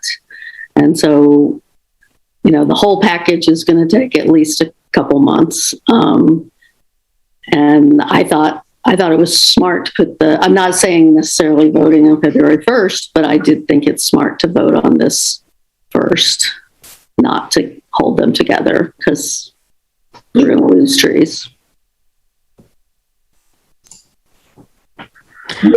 And I'll say that I feel like, and it pains me because I don't want to lose trees because people are afraid of what the outcome might be. But I do think it's inevitable. It's already occurring. It will continue to occur. And I would like I found that when I was trying to consider my response to the tree code separately, it was challenging for me to do that because of the interactions that Councillor Falconer referred to. And I like to think that I'm fairly smart. So I think that I actually do agree with Councillor Falconer. And, the end goal is to come up with code that really fits our community and really does address our need for housing, our need for protection of trees, and it's with a long range goal in mind that we have this package that has moved together successively. And I say that all with thanks to Vera and other staff members who have really tried to respond to what has probably seemed like shifting messages from us, because I know we have raised that concern about trees, and it's not you, it's me. In this, but I think that it's hard to shave one of these off from the other two. And I'm left.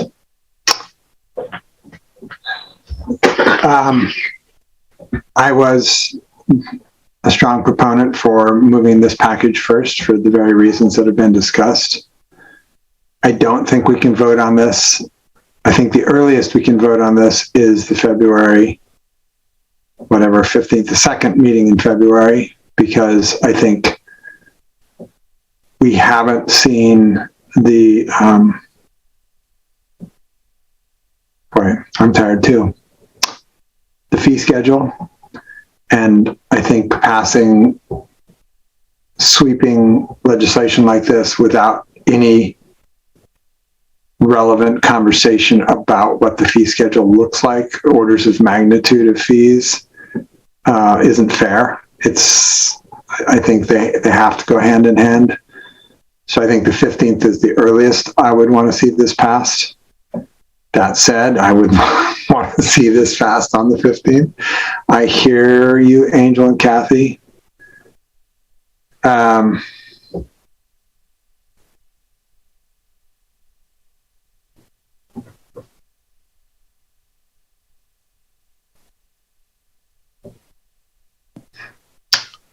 We've all been watching the process as it's gone along. We've been part of it. We've seen the Planning Commission hearings.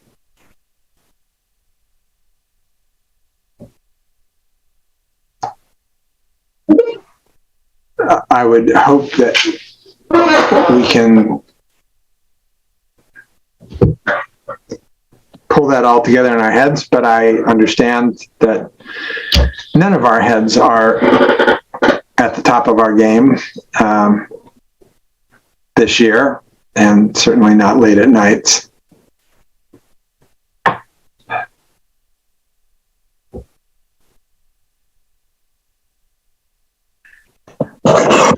We don't have the fifth vote right now, and it looks like generally we have a split.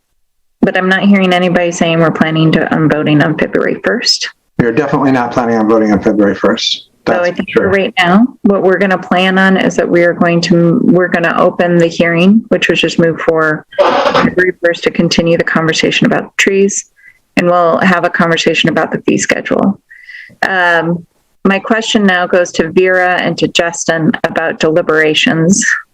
and when deliberations would occur depending on when we voted. So I just want to make sure that I'm understanding what that part of the discussion is. I think that Vera and I need to talk tomorrow morning about that.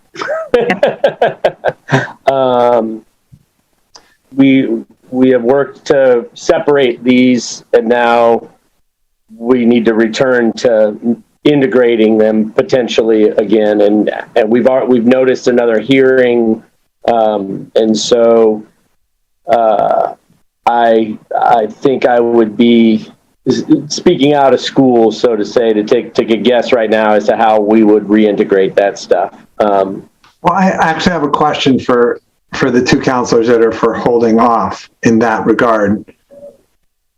Are you proposing, since we've gotten all the information, all the testimony, and all the things on trees, that we then not deliberate on trees until we're deliberating on the entire package in 2 months? I think that's maybe the question Justin needs to explore, right? About whether procedurally we can open deliberations on portions before we. I guess my concern with that is then it's not even really, I guess I just want to make sure then that procedurally I'm in a position then to, if we need to open back up the public comment portion of the hearing, because something happens in deliberation, we've deliberated on trees, we've closed the public hearing portion of it, but now we're talking about, parking and setbacks and building, and all of a sudden somebody says, oh, well, this is going to implement trees, and now we got to go back and talk about trees, but we've already closed that. And that's where I start to get a lot of anxiety about, we're creating potentially a big mess for ourselves procedurally by closing this deliberating when we really haven't closed out the package, because these things don't exist. We were in the process of building the architecture for the hearing when we changed lanes to go. And I apologize. No. I didn't voice this, last time because I was sick, and I'm sorry. But this is no problem. No problem. We can figure it out, but I think we need to collectively, Joseph and Vera and Laura and I, sit down and hash that out, which we can do. Absolutely, we can do it. We just need to figure it out. I think there's more than one question in all that, though, right? There's the question of procedurally, what can we do? There's the question of, we've just heard from staff very, very focusedly on trees. We will be hearing next week very focusedly on trees from the community. And then we're not going to deliberate at all until 2 months on trees. None of us is going to remember what the hell was said or what we talked about. And that's part of why I'm asking to try and figure it out. I believe, and correct me if I'm wrong, Justin, I believe we are able to deliberate, not take a vote. There is nothing that requires that we take a vote the day we deliberate, and then at some point during the housing or the parking conversation, if there is a point of deliberation about trees, we are free to deliberate. That is still, the public hearing can stay closed. For that matter, we can reopen the public hearing on the tree portion at any point before we voted, correct? That all sounds great, Mayor. I would tend to agree with you. I want to confirm it with staff and make sure. Yeah, I think you're right. If you have not taken action on an item, you are invited at your discretion to reopen it for additional testimony, be it staff, public, or further deliberations on something. And I think the situation that you describe is perhaps even very likely in this case, given that we would be focused on the way the hearing was conceived of before was very focused pieces, and then adoption altogether to allow that kind of interaction, because these packages all speak to each other, was the initial idea. behind grouping it this way months and months ago. And so we had not built the architecture for that at the council hearing, which is different than at the planning commission hearing where they are only developing a recommendation. Here, we're in a little bit more of a formal hearing setting, context. But I believe you're correct, Mayor Gamba, that if we don't take final action on something we've deliberated on, it can be revived as we move through the process. And I think that was initially the plan that staff had to move forward with these packages together. But just to be clear, it can also be enacted and then amended in the process, right? I mean, it could be enacted in March and then I always anticipated when we talked about putting it first that, we'll probably find some things that we have to tweak and we have to put in a few amendments in the end. Well, then you would have to go through the amendment process because when we adopt a code package, there are appeal clocks that start to run. And so if we have a vote and we adopt a tree code package in a hearing, that's a done process, a finished process. Appeal clocks start running. Notifications have to be given for the passing of that. And then if we want to come back at a later date and amend it, we have to go through the process for amending code, right? So that would trigger a separate process. Okay. And these were some of the architecture issues that staff and I dealt with last week when we decided we were going to cleave off trees and put it first. We needed to separate it, so we noticed a separate hearing for the housing and parking because if we were going to come to a final vote on trees, it was going to be a done deal. Notices would be mailed out of the final code package that was adopted. Appeal rights would start to run, and we'd be off and running with our tree code 30 days after one of the big conversations was, should we make it effective immediately? And we ultimately determined that we needed that 30 days to put together all the internal pieces for the permitting process. So the discussions I think that staff and I need to have starting tomorrow morning is how do we reintegrate that, build the process back together again, if that's the direction that you wish to take. Well, what I'm hearing is we don't even have clear direction on that, and we won't tonight. So what I'd like to do is we have a couple of options. I'm going to email council about them. One, we could have a special meeting that's literally 15 minutes on next Tuesday, where we just tell you, these are your options and this is how it would work. All 5 council members would need to be there and we can make a decision about our path. Option 2 is that I can email you the path that we think we're on. I don't think it changes anything in many ways about February 1st because everybody's in agreement we're hearing things on February 1st. So I'd almost rather have staff go down a path of presenting that information, doing our hearing on the fee schedule, and then getting direction from you for the next meeting. I do think that there is, and Vera's going to have to correct me, I believe there is some discussion happening about the remainder of the code at the February 1st meeting, or was it only supposed to be trees? Only trees. So we should be fine. That's going to take up most of the evening anyway. So we're going to continue our conversation about trees. We're going to take public comment on trees. We're going to do the hearing on the fee schedule, and then we'll present you all with the directions and options for the next meetings. Is that fair? Okay. I have one other quick question for staff, just because I think I know the answer, but I'd like to make sure that I'm not wrong. Even if we do decide that we are going to take a vote on trees on the 15th, we could also begin the hearing on, is housing and parking all one hearing now? Is that? I believe that, yes, those 2 items were given a 30-day notice for the hearing to be opened on February 15th. So we could start that hearing that night as well as take a vote on trees should we decide to go that direction. you could start that hearing. You could open that hearing, immediately continue it and close it if the trees were still a very active item, or you could begin that hearing depending on where we are with trees. Please, Vera, Joseph, chime in. Joseph. Yeah, I was just listening. This is really good. I think maybe just from hearing y'all speak to your concerns and your desires, that it seems like the conversation around trees and fees that will naturally kind of go to February 15th.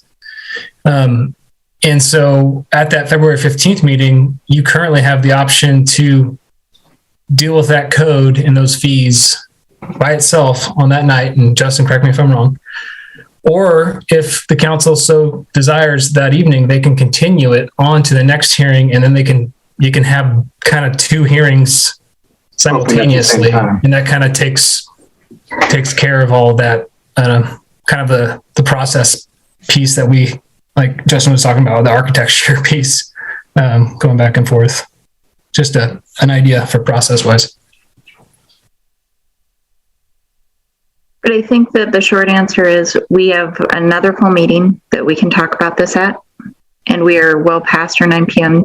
deadline, and people are sort of crashing. So I'd recommend that we actually just continue. We've already continued the meeting. I'd recommend that we adjourn tonight.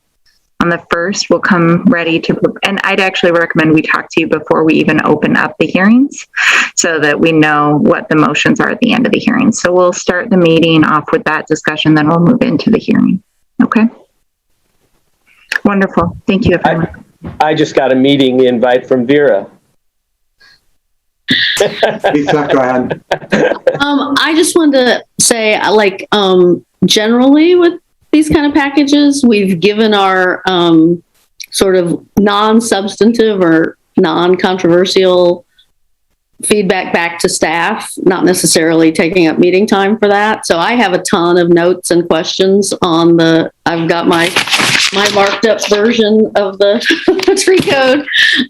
So I'd like to make a time sometime with staff that, I don't know if that's just Natalie, if that's Natalie and Vera, and that, whoever you think it is, I'd like to make time to just kind of walk through with somebody. Off camera, I mean, not, but I wanted to say it on camera so people knew I was doing it, but we can talk about it tomorrow. Okay. All right. In that case, I would entertain a motion to adjourn. I move to adjourn. I'll second. It's been moved and seconded to adjourn. All those in favor? Aye. Aye. Aye. We are adjourned.